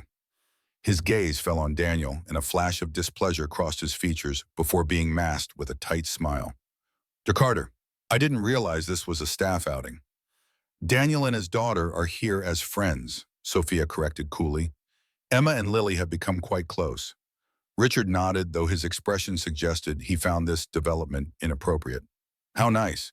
Where's James? I have some updates on the Schneider financials I wanted to discuss. It's Saturday, Richard, Sophia reminded him. The financials can wait until Monday. Of course, of course. Just thought since I was passing by. He gestured vaguely. But you're right. Business can wait. Mind if I join you for lunch at least? I'm famished after 18 holes. The intrusion changed the atmosphere subtly but noticeably. Richard dominated the lunchtime conversation with golf stories and not-so-subtle name-dropping about his playing partners, a state senator and the CEO of a rival medical company. He positioned himself between Sophia and Daniel, effectively cutting off their previous conversation. Emma, who had been animated and chatty earlier, grew quiet in Richard's presence. When he asked her a condescending question about school, she answered politely but briefly, then asked to be excused to rejoin Lily by the water. Bright kid, Richard observed after she left. Must get that from her mother. The deliberate slight wasn't lost on Daniel, but he refused to rise to the bait. Sarah was brilliant, he agreed calmly, PhD in microbiology. She specialized in antibiotic resistance research. Richard seemed momentarily thrown by Daniel's refusal to take offense. Well, tragic situation, losing someone so young. Yes, it was, Daniel said simply. James, perhaps sensing the tension, steered the conversation towards safer topics, but Richard's presence had cast a pall over what had been a perfect day. When he finally departed, everyone visibly relaxed. I apologize for Richard, Sophia said as they watched his car disappear down the drive. He has a talent for imposing himself where he's not invited. Does he often show up at family gatherings? Well, Daniel asked, something about the situation striking him as odd. Never, James answered, joining them. That's what makes this so bizarre. Richard has never shown the slightest interest in our family time before. The implication hung in the air, unspoken but clear. Richard had come specifically because Daniel was there. The remainder of the day passed pleasantly, the earlier intrusion fading as they enjoyed the late afternoon sun. Emma, pink-cheeked from swimming and paddleboarding, declared it the best day ever as they prepared to leave. Can we come back sometime? She asked Sophia, her earlier shyness completely gone. Absolutely, Sophia promised. You're welcome anytime. Maybe next time we can try the canoe. On the drive home, Emma chattered happily about everything she'd done, especially her time with Lily. She's teaching me to draw manga faces, and she says I'm really good at it. She thinks I should take art classes. Can I, Daddy? Lily says there's a special Saturday program at the community center. Daniel smiled at her enthusiasm.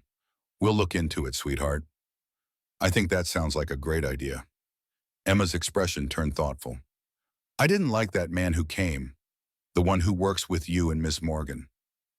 Daniel glanced at her in the rearview mirror. Mr. Peterson, why not? He talks to you like Mrs. Harmon talks to Mr. Ramirez, who cleans our school, like you're not as important as him. Emma's perception was surprisingly acute, and he kept trying to stand between you and Miss Morgan, like he didn't want you to talk to each other. Out of the mouths of babes, Daniel thought, not for the first time. Sometimes adults have complicated feelings about each other, especially at work. Does he not like you because you're smart? Tyler Jenkins doesn't like me because I get better grades than him. Daniel had to smile at the comparison. Maybe something like that. But don't worry about adult problems, okay? Did you have fun today? Emma nodded vigorously. So much fun. Ms. Morgan is really nice. She taught me to paddle the board by myself, and she didn't even get mad when I fell off and splashed her. The mention of Sophia brought back the memory of their conversation on the dock, the rare moment of connection before Richard's interruption. There had been something there, a bridge forming between their disparate worlds. The following week brought a new challenge. The Schneider executives had requested a face-to-face meeting in Boston to finalize key aspects of the merger. James had asked Daniel to attend as the cultural liaison, a role that would put him front and center in the negotiations. "We need you there," James insisted. "The Germans specifically asked for you to be included.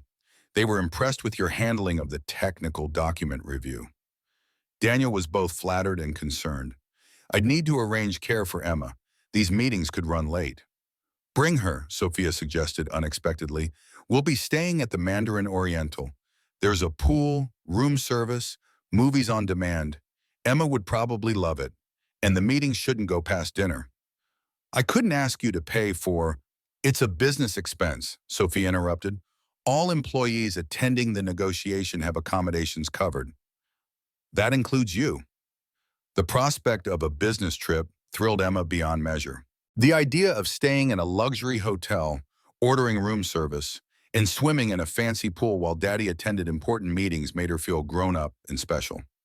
"Can I bring my sketch pad? Lily says drawing what you see in new places helps you remember them better." "Absolutely," Daniel agreed, touched by this continuing influence from James's daughter. The friendship between the girls was unexpected, but heartwarming.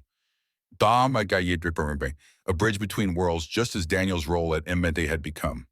The night before their departure, as Daniel was helping Emma pack, his phone rang. The number was unfamiliar. "Dr. Carter, this is Charlotte Williams, Sarah's sister." Daniel froze, immediately on alert. Charlotte had never approved of his decision to leave academia, had argued bitterly that Sarah would have wanted him to maintain his career even during her illness. After the funeral, their relationship had deteriorated to the point of occasional terse emails about Emma's well-being. "Charlotte, this is unexpected. I'm in town for a conference. I thought I might see Emma while I'm here." Her tone was casual, but there was an underlying tension that Daniel couldn't quite identify. "We're actually leaving for Boston tomorrow, a business trip." "Business trip?" Charlotte's surprise was evident. "I thought you were doing handyman work." "I've taken a new position with a medical technology company, using my linguistics background for international negotiations." There was a pause. "Well, that's good to hear, Daniel. It's about time you got back to using your education." Sarah would be pleased. Something in her tone still bothered him. "We'll be back on Thursday. Perhaps you could visit then?" "That would work. I'll be here until Friday." Another pause. "This new job, it's going well?" "Very well," Daniel confirmed. "It's challenging work, intellectually engaging, and the schedule allows me to maintain my commitments to Emma." "I'm glad," Charlotte said, though she didn't sound entirely convinced. "I've been worried about you both, about your situation." The implication was clear. She'd been concerned about their financial stability, their living conditions, the quality of life Daniel was providing for his daughter. "Our situation is much improved," he assured her. "The new position comes with excellent benefits and compensation." "Good. That's good." Another awkward pause. "Well, I'll let you get back to packing. Give Emma my love. I'll see you both on Thursday." After hanging up, Daniel sat on the edge of Emma's bed, troubled by the conversation. Charlotte's call, out of the blue after months of minimal contact, struck him as odd, and her questions about his new job seemed pointed, almost as if she'd heard about it from someone else.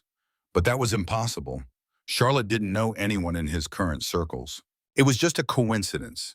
She was in town, wanted to see her niece, and was surprised to hear about his career change. Still, as he helped Emma fold her new swimsuit for the trip, Daniel couldn't shake a vague sense of unease. Something about the timing, about Charlotte's tone, about the sudden interest in his professional situation, left him with a distinct impression that there was more to this visit than a simple family reconnection. The next morning, those concerns were temporarily pushed aside by the excitement of departure. Emma, dressed in her nicest outfit, clutched her small suitcase with the serious expression of a seasoned traveler. The company car that picked them up, another business expense Sophia had insisted upon, was a source of wide-eyed wonder. "Is this what it was like when you were a professor, Daddy? Did you go on trips to important meetings?" "Sometimes," Daniel admitted. "Academic conferences, mostly, but they weren't usually this fancy." At the airport, they met Sophia, James, and Richard, who looked distinctly displeased to see Emma accompanying them. "I wasn't aware we were bringing children to business negotiations," he remarked acidly. "Emma will be enjoying the hotel amenities while we work," Sophia explained, her tone making it clear the matter wasn't up for discussion. James's assistant has arranged for childcare during the actual meetings. Richard's expression suggested he had more to say on the subject, but he held his tongue, instead turning his attention to his phone with exaggerated focus. On the short flight to Boston, Emma sat between Daniel and Sophia, chattering happily about her first airplane ride, while James reviewed negotiation documents across the aisle. Richard, seated several rows ahead, kept to himself. "I've never been to Boston," Emma told Sophia earnestly. "Daddy says there's a special library there with really old books." "The Boston Public Library," Sophia nodded. "It's beautiful. Perhaps we can visit if the meetings end early on Wednesday." Daniel watched their interaction with a mixture of gratitude and wonder. Sophia Morgan, CEO of a multi-million-dollar company, was discussing children's books with his 8-year-old daughter as if it were the most natural thing in the world. The woman who had once dismissed them in a grocery store was now encouraging Emma's interests, making her feel valued and heard. The transformation wasn't one-sided. Daniel had seen changes in Sophia too, a softening, a willingness to engage beyond professional boundaries, a genuine interest in Emma's well-being that went beyond mere politeness. As the plane began its descent into Boston, Daniel found himself reflecting on the strange journey that had brought them to this moment.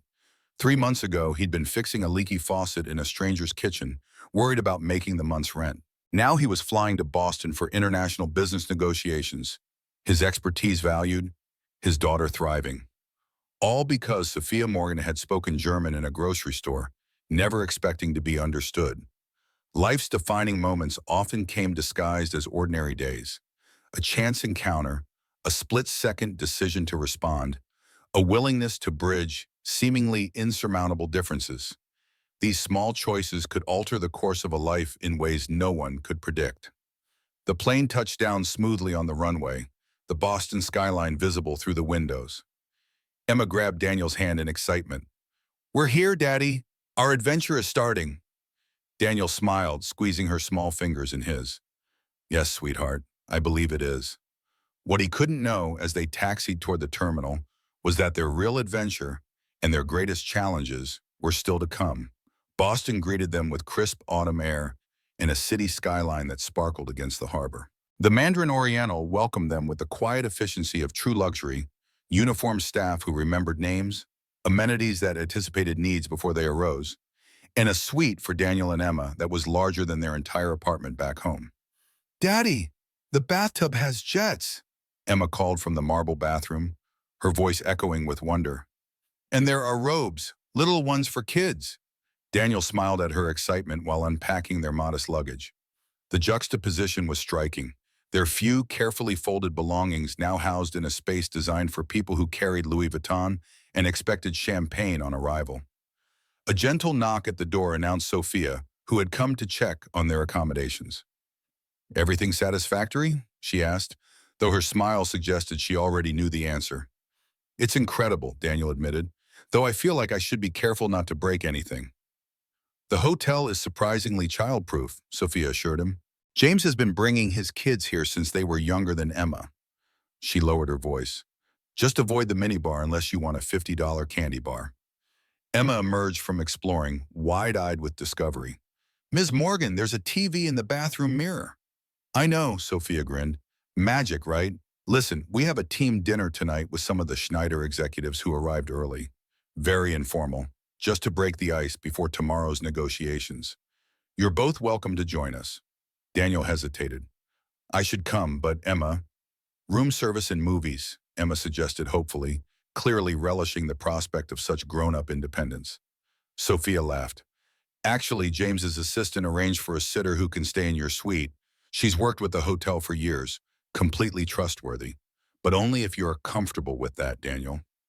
The consideration touched him. A year ago, even 6 months ago, leaving Emma with a stranger would have been unthinkable. But so much had changed. Emma was more confident now, more secure, and Daniel's protective instincts had relaxed as her resilience had grown. "If you're sure it's not an imposition," he said. "Not at all. The dinner is important. The Germans specifically asked if you would be there. They were impressed by your presentation." Pride warmed him, not just professional satisfaction, but something deeper. For years, he'd defined himself by his failures. The academic career abandoned, the mounting medical bills he couldn't pay, the promises to Sarah he couldn't keep. Now, finally, he was being defined by his competence again, by the skills and knowledge he'd spent a lifetime cultivating. "Then we accept," Daniel said, "both the sitter and the dinner invitation." That evening, dressed in his best suit, recently purchased with his new salary, Daniel joined the MMT team in a private dining room at a renowned German restaurant. The Schneider executives greeted him warmly in their native language, clearly pleased to converse without translators. "Dr. Carter, we were just discussing your analysis of our technical specifications," said Dr. Klaus Weber, Schneider's chief technology officer. "Your understanding of both the medical terminology and the cultural nuances was exceptional." "High praise from Germans," James murmured to Daniel as they took their seats. "They don't give compliments lightly." The dinner progressed smoothly, the conversation flowing between business matters and cultural observations. Daniel found himself acting as a bridge between the two companies, translating not just words but intentions, smoothing the edges of American directness and German formality. Only Richard seemed disengaged, nursing his drink and checking his phone with increasing frequency. Halfway through the main course, he excused himself to take a call, returning 20 minutes later with an odd expression that Daniel couldn't quite interpret. "Everything all right?" Sophia asked quietly when Richard rejoined them. "Fine," he replied, his tone clipping. "Just a personal matter." The rest of the dinner continued without incident, but Daniel noticed Richard watching him with a calculation that set off warning bells. Something had changed, something beyond the usual professional resentment. Back at the hotel, Daniel found Emma already asleep, the sitter reading quietly in the living area of their suite. After thanking and paying her, he checked on his daughter, gently tucking the blanket around her shoulders. Her sketchbook lay open beside her, filled with impressions of Boston, the skyline, the harbor, even a detailed drawing of their hotel suite with its enormous windows and luxurious furnishings. Daniel smiled at her artistic eye. Sarah had been the same way, always capturing the essence of places in quick, confident strokes. The genetic echo was both painful and comforting, a reminder that something of Sarah lived on in their daughter. His phone vibrated with a text from Sophia. "Early breakfast meeting tomorrow, 7:30. May negotiations begin at 9. Sleep well." Daniel set his alarm, reviewed his notes one last time, and finally surrendered to the impossibly comfortable hotel bed. His last conscious thought was of Sophia's face across the dinner table, animated as she discussed the merger's potential, her eyes finding his whenever a cultural nuance needed clarification. There was a connection forming there, a bridge between worlds that went beyond professional courtesy. The next morning dawned bright and clear. Daniel woke Emma early, ordered room service breakfast, and arranged for her to join the hotel's supervised children's program while he attended the negotiations. "Will there be other kids?" Emma asked, suddenly nervous at the prospect of a day with strangers. "The coordinator said there are 3 other children around your age," Daniel assured her, "and you can call me anytime if you want to come back to the room."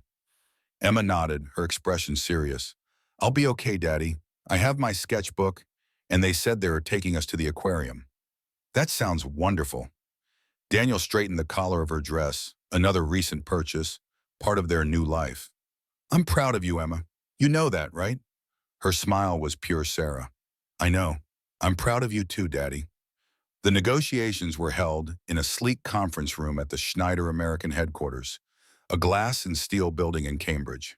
Daniel sat between Sophia and James, facing the German executives across a polished table laden with technical documents, legal agreements, and the inevitable German precision engineering of fountain pens in leather portfolios. As the meeting began, Daniel quickly realized this was where the real work would happen. The previous discussions had been preliminary. Today was about finalizing terms, addressing concerns, and establishing the framework for the merger. The morning session progressed smoothly, with Daniel providing cultural context and linguistic clarity whenever the discussion threatened to derail over misunderstandings. The Germans responded well to his approach, appreciating both his fluency in their language and his understanding of their business ethos. During a mid-morning break, Dr. Weber approached Daniel at the refreshment table. "You have a rare gift, Dr. Carter," he observed, selecting a precisely cut sandwich. "Few Americans truly grasp our perspective. They see our thoroughness as obstruction, Our precision is in flexibility. I had excellent teachers in Heidelberg, Daniel replied modestly, and I've always believed that language is more than vocabulary and grammar. It's a window into how people think, what they value. Weber nodded approvingly. Exactly so. This is why we insisted on your presence. The previous translators gave us words, but you give us understanding. As the German executive moved away, Richard sidled up, his expression carefully neutral. Making friends with the enemy, Carter? They're not the enemy, Daniel replied calmly. They're potential partners. Richard's smile didn't reach his eyes. Of course. I just find it interesting how quickly you've ingratiated yourself, almost as if you've been planning this all along. Before Daniel could respond to the odd accusation, James called everyone back to the table. The negotiations resumed, but Daniel found his concentration disturbed by Richard's comment. There was something troubling in the CFO's manner, a barely concealed hostility that went beyond professional rivalry. The afternoon session focused on the technical aspects of integrating Schneider's cardiac monitoring technology with MMT's existing product line. Here, Daniel's value became even more apparent as he navigated complex medical terminology in both languages, ensuring that technical specifications were properly understood by both sides. By late afternoon, significant progress had been made. The Germans were clearly satisfied, and James looked more relaxed than Daniel had seen him since they arrived. Only Richard remained tense, his contributions minimal, and his attention often elsewhere. As they gathered their materials at day's end, Sophia touched Daniel's arm lightly. You were remarkable today, she said quietly. We've made more progress in 8 hours than in the previous 6 months. The simple praise warmed him more than he could admit. It's good work, he said. Important work. I'm grateful to be part of it. Something shifted in her expression, a softening, a moment of connection that transcended their professional relationship. But before she could respond, Richard appeared beside them. Sophia, a word? His tone was urgent. There's something you need to see. She frowned at the interruption. Can it wait? We're having dinner with the Schneider team in an hour. It really can't, Richard insisted, his expression grave. It concerns our new team member. The emphasis was subtle but unmistakable. Daniel felt a cold weight settle in his stomach. I should check on Emma anyway, he said, stepping back. I'll see you at dinner. The walk back to the hotel gave Daniel time to consider Richard's behavior. The CFO had been hostile from the beginning, but something had changed. The veiled accusation during the break, the urgent conversation with Sophia, it all suggested Richard had found some new ammunition in whatever campaign he was waging. Daniel's phone rang as he entered the hotel lobby. The screen showed an unfamiliar number with a local area code. Daniel Carter, he answered, his mind still on the day's events. Dr. Carter, this is Margaret from Child Services at the Mandarin Oriental. There's been an incident with Emma. His heart stopped. What happened? Is she hurt? No, she's physically fine, the woman assured him quickly, but there was an altercation with another child in the program. Emma became quite upset. She's with us now in the manager's office. Daniel raced to the indicated location, finding Emma sitting stiffly in an oversized chair, her face tear-streaked but composed. A hotel manager and a woman with a staff badge hovered nearby, their expressions carefully professional. Daddy! Emma ran to him, burying her face against his suit jacket. What happened, sweetheart? He asked, kneeling to her level.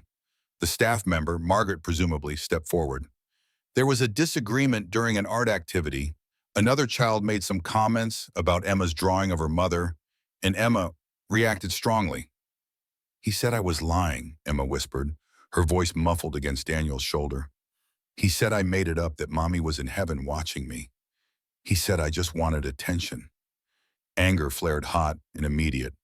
And the other child, Daniel asked, struggling to keep his voice even, has been removed from the program for the day, the manager assured him. His parents have been notified, but hotel policy requires us to document any physical altercation, even among children. Physical? Daniel looked at Emma in surprise. She wouldn't meet his eyes. I pushed him, and I might have thrown paint, a little. Despite the seriousness of the situation, Daniel had to suppress a smile. Sarah's temper had been legendary in academic circles, brilliant, composed, and utterly formidable when provoked. I understand your policy, he told the manager, but surely you can appreciate the circumstances. Emma lost her mother 2 years ago. This is a sensitive subject. The manager nodded sympathetically. Of course, we're not suggesting any further action is needed. We simply wanted to inform you directly. After completing the necessary paperwork and offering appropriate apologies, Daniel took Emma back to their suite. She was subdued, clearly embarrassed by her outburst. Am I in trouble? She asked in a small voice as they entered the room. Daniel sat beside her on the sofa. No, sweetheart, I'm not happy that you pushed someone, but I understand why you were upset. That boy said something very hurtful. I tried to use my words first, like you taught me, Emma insisted, but he wouldn't stop. He said only babies believe in heaven. Daniel pulled her close. Everyone has different beliefs about what happens after we die. Some people believe in heaven, some don't. But what matters is that we respect each other's feelings. I know, Emma sniffled. I just miss Mommy sometimes, especially when I'm doing art, because she always liked my drawings. She would love the ones you're doing now, Daniel assured her, especially the Boston skyline. That was beautiful. Emma nodded, wiping her eyes. Can I stay with you tonight? I don't want to go back to the kids' program. Of course, I have a dinner with the German executives, but it shouldn't run late. We can order room service, watch a movie when I get back. He helped Emma settle with her sketchbook and a room service milkshake, then changed quickly for dinner. The incident had shaken him more than he wanted to admit. Emma had been doing so well lately that he sometimes forgot how fragile her emotional equilibrium could be, how deeply the loss of her mother had affected her. As he straightened his tie, his phone rang again. This time it was Sophia. Daniel, I'm afraid I need to cancel our dinner with the Schneider team, she said, her voice tight with tension. Something's come up. Is everything all right? There was a pause. I'm not sure. Richard has brought some concerns to my attention. About you. The cold weight in his stomach returned, heavier now. What kind of concerns? I'd rather discuss this in person. Can you meet me in the hotel bar in 20 minutes? Of course, Daniel agreed, though unease prickled along his spine. Emma had a difficult day, but she's settled now. Bring her if you need to, Sophia said. This won't take long. The hotel bar was dimly lit and half empty, business travelers nursing drinks after long days of meetings. Sophia sat alone at a corner table, a glass of untouched wine before her. Her expression as Daniel approached was troubled, conflicted in a way he hadn't seen before. What's happened? He asked without preamble, sliding into the seat across from her. Sophia pushed a folder across the table. Richard received this yesterday. He claims it came from an anonymous source, but I have my doubts. Daniel opened the folder with trepidation. Inside were printouts of emails, his emails, from his university account during Sarah's illness. Correspondence with department heads, with medical insurance representatives, with colleagues asking for extensions on research deadlines. Private, painful exchanges documenting the collapse of his academic career as he struggled to balance teaching responsibilities with his wife's deteriorating condition. I don't understand, he said, looking up in confusion. Where did these come from? Why would Richard have them? He says they raise concerns about your reliability, Sophia replied, though her tone suggested she found the explanation dubious. That they show a pattern of professional difficulties that might affect your work with us. Anger flared, hot and sudden. These are from 3 years ago, during the worst period of my life. My wife was dying. Of course there were professional difficulties. I know, Sophia said quickly, reaching across to touch his hand. I'm not endorsing Richard's interpretation. I'm telling you what he's claiming. Daniel forced himself to breathe, to think past the violation he felt. This is a deliberate attack. Richard has opposed my role from the beginning. But how did he get these emails? They're private, from a closed university account. Sophia's expression was grave. That's what concerns me most. This level of investigation. It's not normal, even for Richard. It's not just inappropriate, it's potentially illegal, Daniel pointed out. Accessing private university emails without authorization. I know. Sophia rubbed her temple, a rare gesture of stress. But there's more. Richard claims he has information that you've been in contact with Schneider executives before joining MMT, that your chance encounter with me at Whole Foods might not have been chance at all. The accusation was so absurd that Daniel actually laughed. That's ridiculous. I was a handyman fixing leaky faucets before I met you. I had no connection to Schneider or any medical technology company.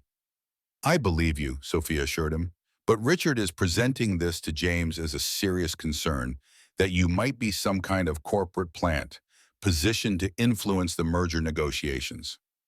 To what end? Why would Schneider plant someone who's helping the merger succeed? According to Richard, to ensure terms more favorable to Schneider. He's suggesting your cultural interpretations might be deliberately skewed. Daniel shook his head, disbelief giving way to a cold anger. This is beyond professional rivalry. This is character assassination. I agree, Sophia said firmly, which is why I canceled dinner. I wanted to warn you before Richard takes this further. He's requesting a formal investigation. The implications hit Daniel like a physical blow. An investigation would mean suspension, potentially termination if Richard's fabricated concerns gained traction. He'd lose the job that had finally allowed him to rebuild a stable life for Emma, to use his expertise meaningfully again, to begin moving forward after years of grief and struggle. Why does he hate me this much? Daniel asked quietly. What have I done to deserve this level of hostility? Sophia looked away, discomfort evident in her posture. I think it's not about you specifically, Daniel. It's about me. I don't understand. She sighed, turning her wine glass slowly. Richard and I have a history. We were engaged briefly about 5 years ago. It ended poorly. The revelation surprised him. I had no idea. We've maintained a professional relationship, and he's excellent at his job despite his personal difficulties. But he's always been, she searched for the right word, possessive, even after all this time. Understanding dawned, and he sees my relationship with you as a threat. Our friendship, Sophia corrected, though something in her eyes suggested the distinction was important to her. He's noticed that we've become close, that I value your input, your company. So this isn't about the Schneider merger at all. It's personal. I believe so, yes. Sophia looked genuinely troubled. I've spoken to James.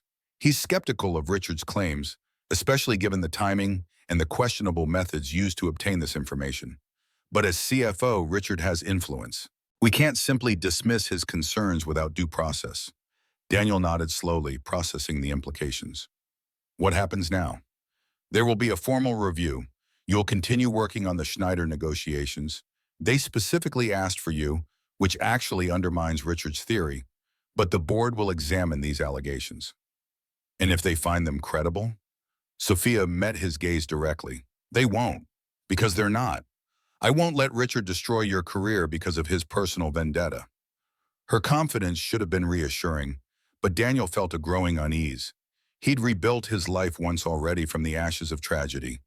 The prospect of losing everything again, of Emma having to adjust to another dramatic change in circumstances, was almost unbearable.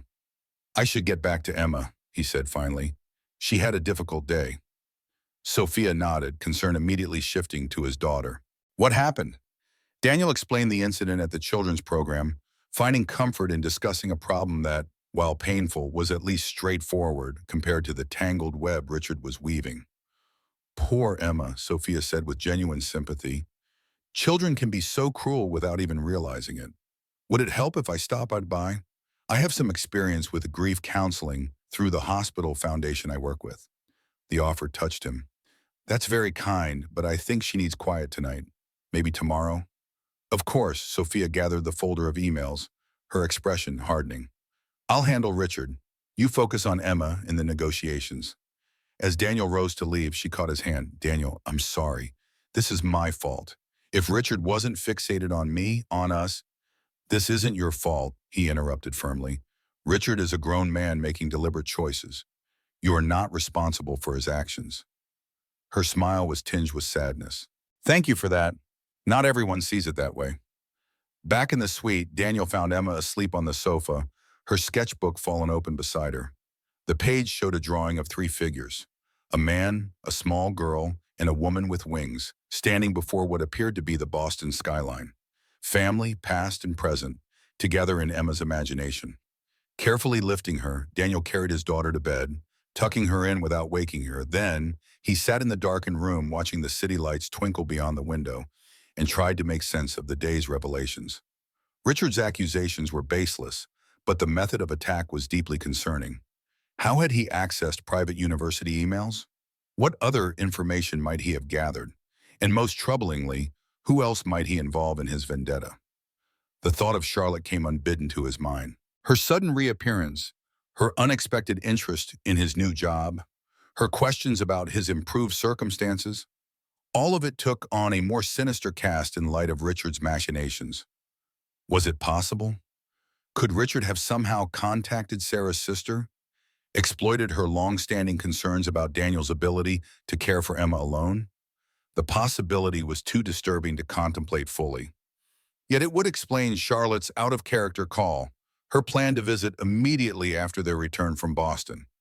Daniel's phone buzzed with a text from an unknown number. His blood ran cold as he read the message. "Dear Carter, this is Charlotte's attorney, Marcus Brennan. She asked me to inform you that she'll be filing for temporary guardianship of Emma upon your return. Given your unstable employment history and questionable judgment, we believe this is in the child's best interest. We can discuss details when you return." The room seemed to tilt around him. Charlotte was trying to take Emma. After everything they'd endured, after finally finding stability and happiness, his daughter's only remaining family wanted to separate them. And based on the timing, there could be little doubt that Richard was involved. Daniel's hands shook as he called the only person he could think of who might understand the legal implications. "James," he said when the call connected, "I need your help. It's about Emma." James listened gravely as Daniel explained the situation, the text, the suspicion of Richard's involvement. "This is beyond inappropriate," he said finally. "If Richard is behind this, using a child as leverage in some twisted vendetta, can he do this? Can Charlotte take Emma from me?" "No," James said firmly, "not based on what you've told me. You're Emma's father, her legal guardian. You haven't done anything to warrant removal, but legal battles can be messy, expensive, and traumatic for everyone involved. I can't lose her, James. She's everything to me." "You won't lose her," James assured him. "I know several excellent family law attorneys in Boston. We'll get one on this first thing tomorrow." After hanging up, Daniel checked on Emma again, watching the gentle rise and fall of her chest as she slept. Blissfully unaware of the storm gathering around her, he thought of all she had already endured, losing her mother, moving multiple times, adjusting to new schools and reduced circumstances. And now this, his phone buzzed again. Sophia this time. "James just called. I'm so sorry, Daniel. This is unconscionable. We're meeting with our legal team at 7 a.m. We'll fight this together." The simple message, the unwavering support, brought unexpected tears to his eyes. From a chance encounter in a grocery store to this moment of crisis, Sophia Morgan had become something he hadn't expected. An ally, a friend, perhaps something more. Daniel moved to the window, looking out over the Boston skyline. The city where he'd once attended academic conferences as a rising star in linguistics, where he and Sarah had celebrated their engagement years ago, had now become the backdrop for another pivotal moment in his life. Tomorrow would bring legal consultations, strategy sessions, and continued negotiations with Schneider. But tonight, in this quiet hotel room, with his sleeping daughter, Daniel made a silent vow. He would not let Richard Peterson destroy what he had rebuilt. He would not let Charlotte take Emma from the only stable parent she had left. He would fight with every resource, every ounce of determination, every bit of the resilience that had carried them through Sarah's illness and death. Some things were worth fighting for. Some battles could not be conceded, no matter the cost. Emma stirred in her sleep, murmuring something that sounded like mommy. Daniel moved to her side, gently brushing hair from her forehead. "It's okay, sweetheart," he whispered. "Daddy's here. I'm not going anywhere." The promise was both comfort and determination. Whatever came next, Daniel Carter would face it with the same quiet dignity that had carried him through the darkest days of his life. Not just for himself, but for Emma, for the future they deserved, for the family they would always be, no matter what. Dawn broke over Boston with cold clarity, painting the city skyline in shades of gold and amber. Daniel had barely slept, his mind racing with strategies, contingencies, and the quiet terror that came with the threat of losing Emma. By 6:30, he was showered and dressed, watching his daughter sleep peacefully, blissfully unaware of the storm gathering around her. At precisely 7, a gentle knock came at the suite door. James Morgan stood in the hallway, impeccably dressed in a tailored suit, a leather portfolio under his arm. Behind him stood a woman in her 50s with silver-streaked dark hair and the keen eyes of someone who had seen every legal maneuver imaginable. "Daniel, this is Eleanor Winters," James said by way of introduction. "She's the best family law attorney in Boston. And a mother who doesn't take kindly to children being used as pawns," Eleanor added, her voice carrying the slight rasp of a lifelong Bostonian. James briefed me on the situation. "May we come in?" They settled in the suite's sitting area, speaking in hushed tones to avoid waking Emma. Daniel explained everything: Charlotte's history of disapproval, her sudden reappearance, the text from her attorney, and his suspicions about Richard's involvement. Eleanor listened without interruption, occasionally making notes in a leather-bound notebook. When Daniel finished, she looked up with the focused intensity of a general planning a campaign. "First, let me be clear. They cannot take Emma from you based on what you've described. You're her father, her legal guardian. There's no evidence of neglect, abuse, or inability to provide care.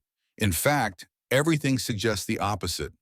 You've made extraordinary sacrifices for your daughter's well-being." The reassurance loosened something tight in Daniel's chest, but Eleanor wasn't finished. "That said, legal proceedings can be messy and traumatic, especially for children. My goal is to prevent this from reaching that stage." She tapped her notebook. "We need to understand Charlotte's motivation. Is she genuinely concerned about Emma's welfare, or is she being manipulated by this Richard person?" "Charlotte never approved of my decision to leave academia," Daniel explained. "She thought I was throwing away my career. After Sarah died, she suggested Emma might be better off living with her while I got back on my feet professionally. And now that you have gotten back on your feet professionally, she's still pursuing custody," Eleanor noted. "That suggests external motivation." James checked his watch. "Sophia will be joining us shortly. She's meeting with Richard and the board chairman to address his accusations directly." "Good," Eleanor nodded. "We need to fight this on both fronts. Neutralize Richard's corporate attack and prepare a counter-strategy for Charlotte's custody claim." As if summoned by her name, Sophia appeared at the door, her expression a mixture of concern and determination. "Richard's been placed on administrative leave," she announced without preamble. "The chairman agrees his behavior is unprofessional and potentially illegal. They're launching an investigation into how he obtained your private emails." "That's a start," James nodded, "but it doesn't solve the immediate problem with Charlotte." "Actually, it might," Sophia said, taking a seat beside Daniel. Her proximity was reassuring, a physical reminder that he wasn't facing this alone. If Richard is behind Charlotte's sudden custody claim, removing him from the equation could change her approach. Or make her more desperate, Eleanor cautioned. If she's being manipulated, she may double down when her handler is compromised. Daniel listened to the discussion with a growing sense of unreality. How had his life come to this? 3 months ago, he'd been fixing leaky faucets and worrying about paying rent. Now he was in a luxury hotel suite with a CEO, a corporate executive, and a high-powered attorney, strategizing about custody battles and corporate espionage. A small sound from the bedroom doorway drew everyone's attention. Emma stood there in her pajamas, hair tousled from sleep, eyes wide as she took in the assembled adults. "Daddy?" Her voice was small, uncertain. "What's happening?" Daniel crossed to her immediately, kneeling to her level. "These are friends who are helping us with some grown-up problems. Nothing for you to worry about." Emma's gaze moved past him to Sophia, who offered a warm smile. "Good morning, Emma. I was hoping you might join me for breakfast downstairs while your dad finishes his meeting. They have chocolate chip pancakes shaped like Mickey Mouse." The strategic diversion worked exactly as intended. Emma's face lit up, her concerns momentarily forgotten. "Can I, Daddy?" Daniel hesitated only briefly. If anyone besides himself could be trusted with Emma's safety right now, it was Sophia. "Of course. Get dressed and brush your teeth first." As Emma scampered back to her room, Eleanor spoke quietly. "She seems well-adjusted, happy. That will matter if this does reach a courtroom." "She is happy," Daniel said firmly. Despite everything she's been through, despite losing her mother, she's a normal, healthy 8-year-old girl, and I intend to keep it that way. And the determination in his voice silenced the room. This wasn't just a client fighting a legal battle or an employee defending his position. This was a father protecting his child with every resource at his disposal. "We'll need to continue the negotiations with Schneider today," James reminded him gently. "The Germans specifically requested your presence." "I'll be there," Daniel nodded. "This merger is too important to the company, to all of us, to let Richard's personal vendetta derail it." "I'll accompany Emma to breakfast and keep her occupied this morning," Sophia offered. "Perhaps a visit to the aquarium afterward? That should give you time for both the negotiations and any legal preparations Eleanor needs." Daniel felt a surge of gratitude so intense it nearly overwhelmed him. "Thank you," he said simply, the words inadequate for the depth of feeling behind them. Emma returned, dressed in her favorite outfit, hair hastily brushed but still unruly. Sophia took her hand with natural ease. "Ready for those pancakes?" "Can we get extra syrup?" Emma asked as they headed for the door. "Think that can be arranged," Sophia laughed, the sound light and genuine. As the door closed behind them, Eleanor turned to Daniel with renewed focus. "Now let's talk strategy. I've taken the liberty of preparing a cease and desist letter to Charlotte's attorney. It outlines the legal ramifications of pursuing a baseless custody claim, including potential countersuits for emotional distress and interference with parental rights." "Will that stop her?" Daniel asked. "It might give her pause, especially if she's being manipulated by Richard. But we need more." Eleanor tapped her pen thoughtfully. "We need to understand the full extent of their collusion. James, can your corporate security team investigate Richard's communications?" "Already in progress," James confirmed.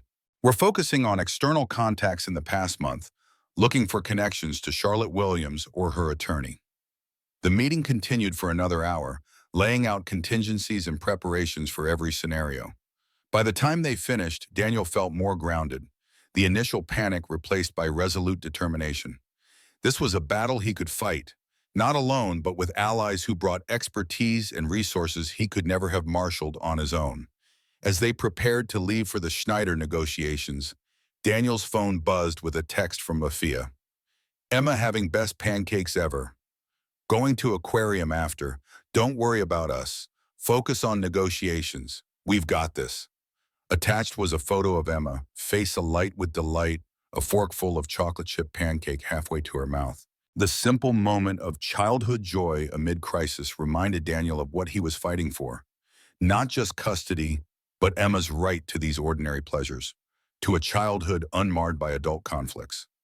The Schneider headquarters hummed with anticipation as the negotiation teams reassembled. The Germans, true to form, had arrived early, their documents arranged with mathematical precision. Daniel greeted them in their native language, receiving warm responses that contrasted sharply with the tension he still carried from the morning's revelations. "Dr. Carter," Dr. Weber said, shaking his hand firmly, "we missed you at dinner last night. I hope nothing is wrong." "Just a minor family matter," Daniel replied smoothly. "Nothing that will affect our discussions today." Weber nodded, accepting the explanation without further inquiry, a typically German respect for professional boundaries that Daniel appreciated more than ever. James took control of the meeting with practiced ease, guiding the teams through the remaining technical specifications and financial terms. Throughout the morning, Daniel provided cultural context and linguistic precision, helping bridge the communication gaps that had stalled progress for months. By lunchtime, both sides were expressing cautious optimism.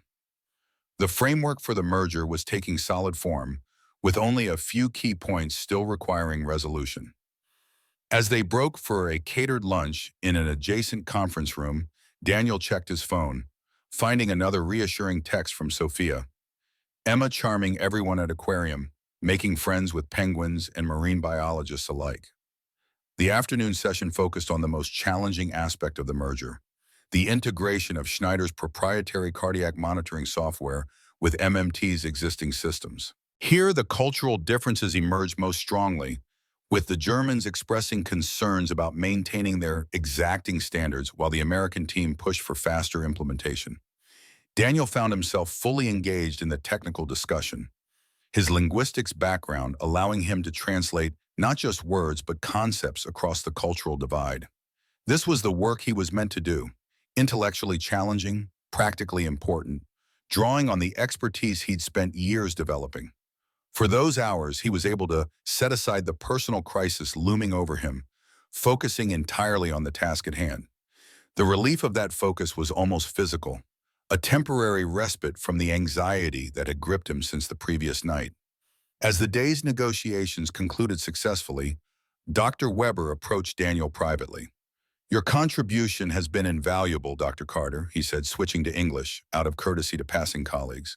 "I must confess, when Frau Morgan first suggested bringing you into these discussions, I was skeptical, but you have proven to be the bridge we needed."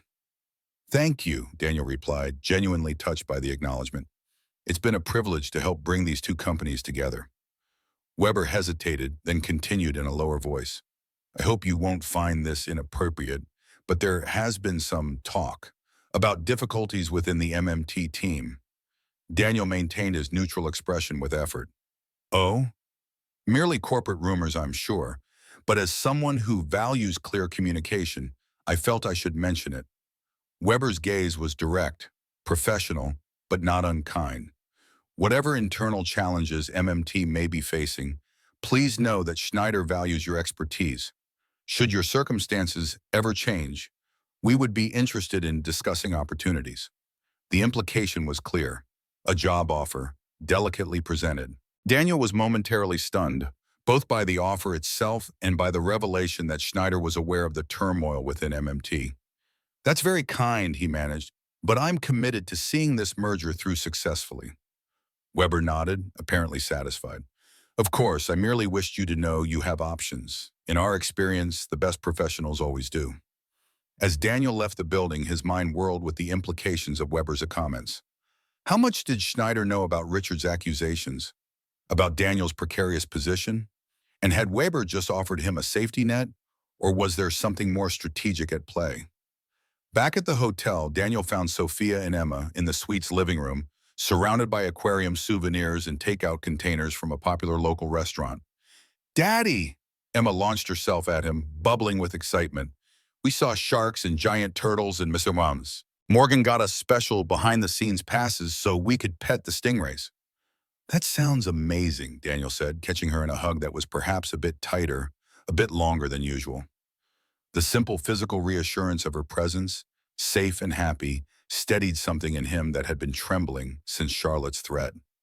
"Emma is a natural marine biologist," Sophia observed, her smile warm as she watched their reunion. "She asked the most insightful questions." The staff was impressed. "Mom always said the ocean is like space but easier to visit," Emma explained seriously. "Full of undiscovered things." The casual reference to Sarah no longer carried the sharp edge of grief it once had. Now it was simply part of Emma's understanding of the world, her mother's wisdom integrated into her developing perspective. "Your mom was very smart," Sophia agreed, "and she'd be so proud of you today." When the comment, delivered with simple sincerity, brought unexpected tears to Daniel's eyes. This woman, who had once judged them both so harshly in a grocery store, now spoke of Sarah with respect and recognized Emma's gifts with genuine appreciation. As Emma retreated to her room to organize her new treasures, Sophia updated Daniel on the day's legal developments. "Eleanor filed the cease and desist with Charlotte's attorney this morning. No response yet, but James's security team found something interesting. Multiple phone calls between Richard and a Boston number in the past week.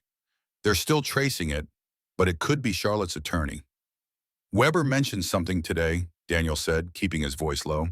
"He implied Schneider is aware of the situation with Richard. He even suggested they might be interested in hiring me if my circumstances change." Sophia's expression sharpened.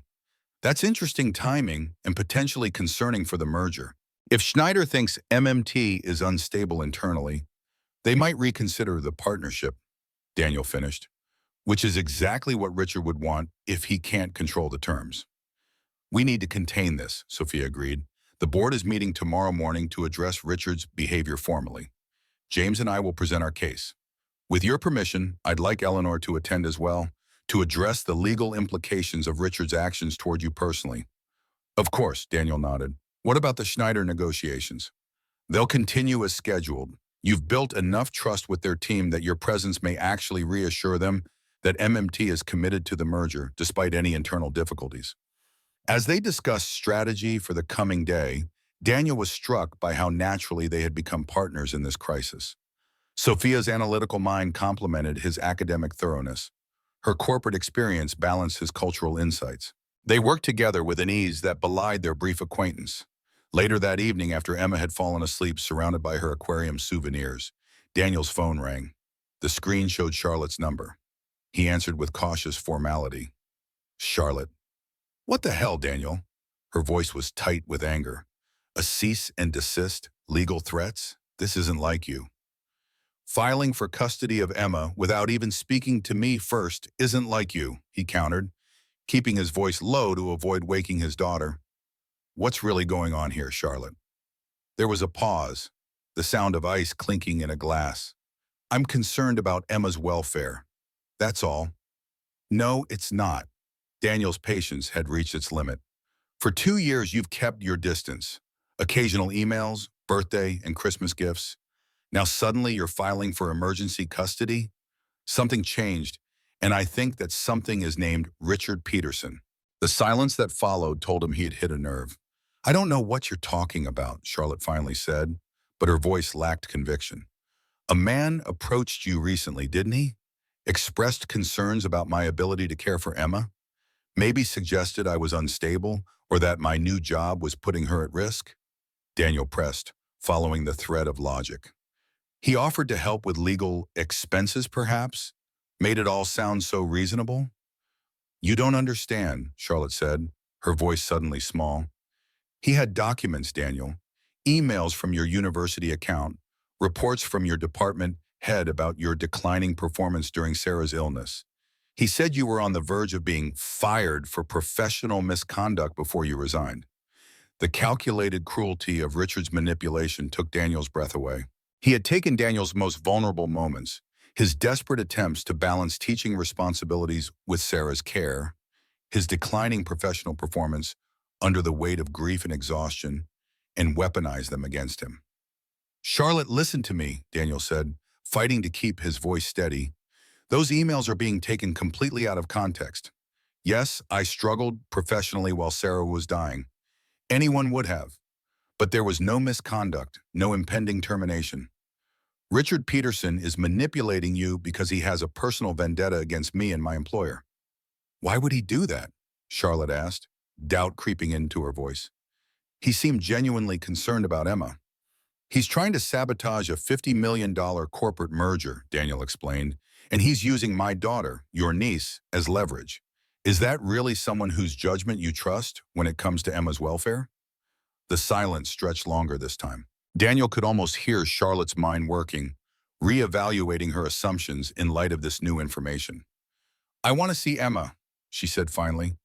Not for legal reasons, just as her aunt, to see for myself that she's okay. It was a retreat, though not a complete surrender. Daniel considered his options, weighing the risks against the potential benefits of allowing Charlotte to witness firsthand how well Emma was thriving. We'll be back home on Friday, he said finally. You can come to our apartment for dinner that evening. Just you, no attorneys, no Richard Peterson, no legal agenda, just family. Agreed, Charlotte said, relief evident in her voice. And Daniel, if what you're saying about this man is true, I'm sorry. I really did think I was acting in Emma's best interest. After hanging up, Daniel immediately called Eleanor to update her on this development. The attorney was cautiously optimistic. This could be a positive turn, she observed. If Charlotte is backing away from Richard's influence, we may be able to resolve the custody threat without court involvement. But proceed carefully. Have your apartment looking its best. Emphasize the stability and happiness of Emma's life with you. And I'd suggest having a friend present, perhaps Ms. Morgan, since Charlotte should meet the people who are part of Emma's regular life now. The suggestion made sense, though Daniel hesitated at the thought of involving Sophia in yet another aspect of his personal crisis. She had already gone far beyond professional courtesy in her support, but there was no denying that her presence had become significant in both his and Emma's lives. If Charlotte was to understand their new reality, meeting Sophia was an important part of that. The following morning brought both challenge and resolution. The MMT board meeting was scheduled for 9 with the Schneider negotiations resuming at 11. Daniel met with Eleanor beforehand to prepare his statement regarding Richard's actions. Keep it factual, unemotional, she advised. The board needs to understand the legal and ethical boundaries that were crossed, not just the personal impact. The boardroom was imposing, mahogany table, leather chairs, floor-to-ceiling windows overlooking the city. The board members, 6 men and 3 women ranging in age from mid-50s to late 70s, watched with expressions of polite concern as Sophia presented the evidence against Richard. Corporate espionage, unauthorized access to private records, interfering with an employee's family relationships for leverage. These actions go beyond unprofessional, she concluded. They expose MMT to significant legal liability and threaten the Schneider merger, which represents a cornerstone of our European expansion strategy. James followed with a detailed timeline, connecting Richard's increasingly hostile behavior to specific advances in the merger negotiations. It became clear that Richard was attempting to maintain personal control over the Schneider relationship. When Daniel's expertise accelerated progress, Richard's opposition became more extreme. When Daniel's turn came, he spoke with the measured clarity that had once made him an effective professor.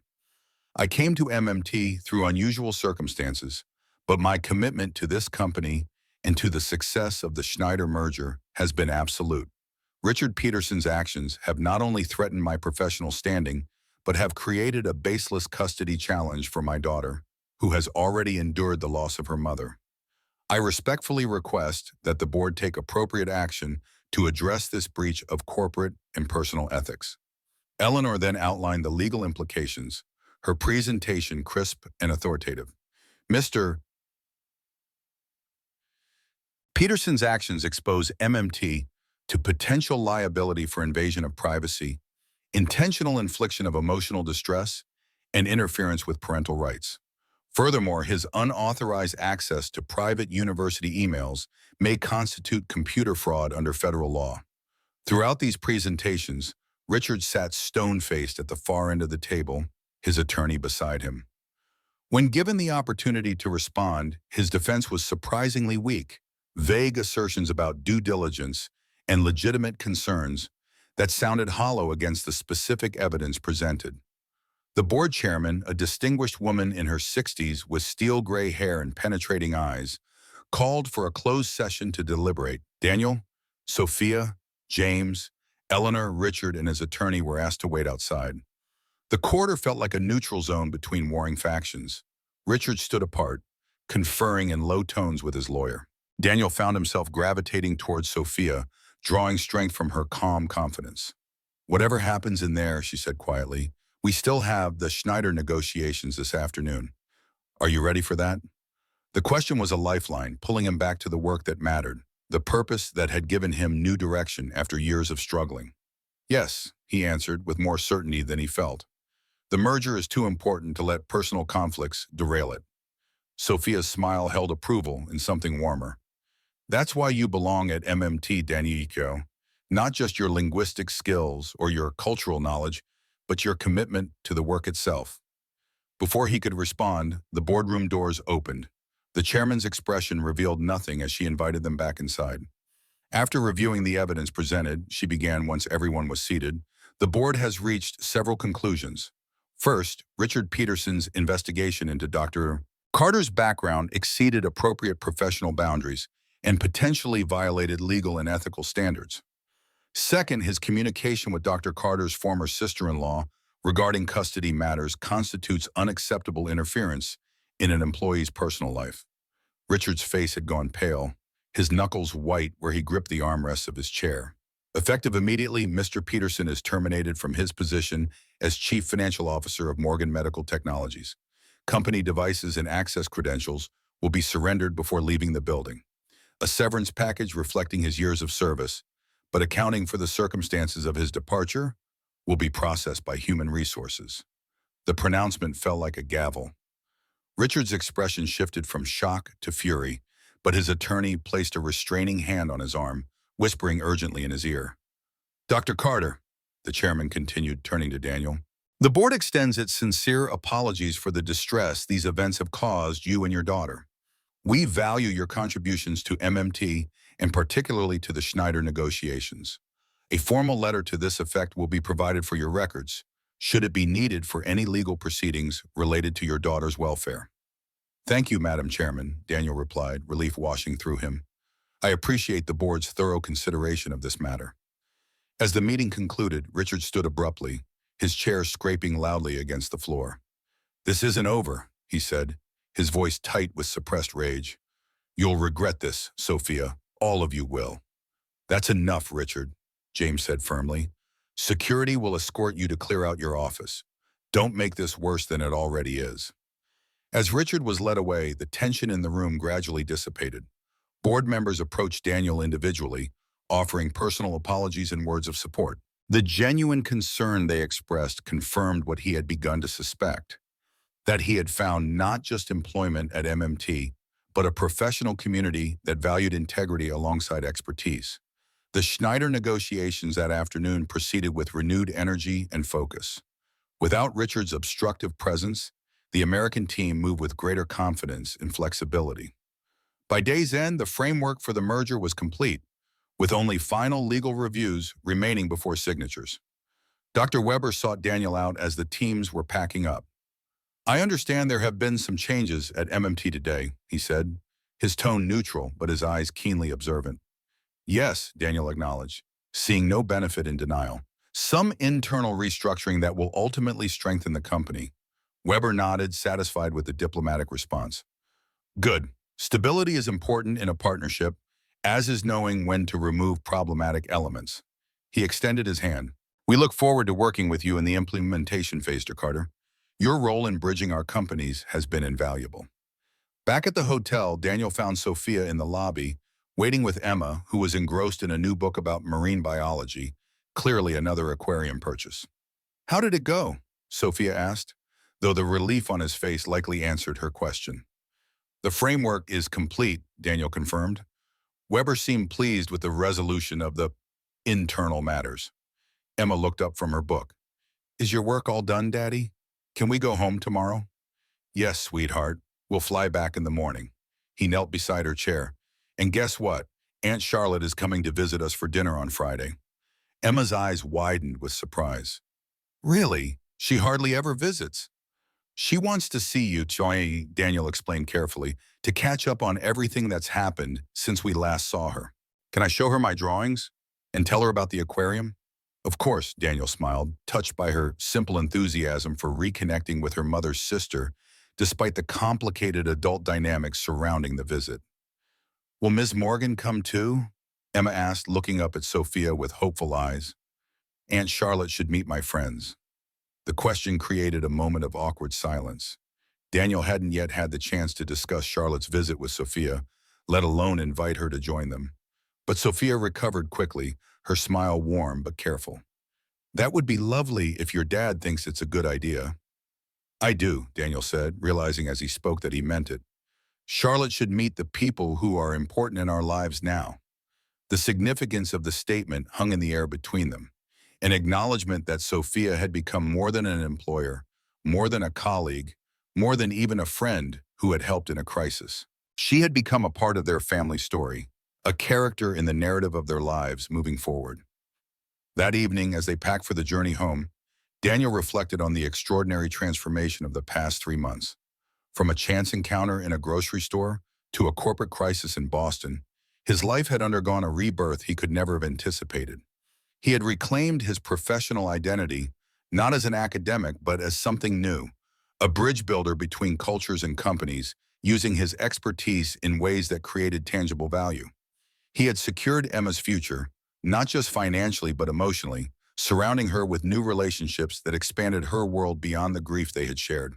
And he had found connections he hadn't been seeking. With Sophia, whose journey from judgmental stranger to essential ally mirrored his own growth. With James, whose straightforward friendship offered male companionship he hadn't realized he was missing. With a company that valued his unique abilities and stood by him in crisis. As Emma slept peacefully in the hotel suite's second bedroom, Daniel stepped onto the balcony, gazing at the Boston skyline glittering against the night sky. The air held the first hint of autumn crispness, a reminder that seasons change, that life moves forward even when we feel stuck in place. His phone buzzed with a text from Sophia. Early flight tomorrow. Car will pick you up at 7. Everything is arranged. You did amazing work here, Daniel. Not just with Schneider, but with everything. I'm proud to have you on our team. The simple message warmed him in ways that went beyond professional appreciation. There was something personal in it, something that acknowledged the journey they had taken together from that first hostile boss encounter to this moment of shared triumph.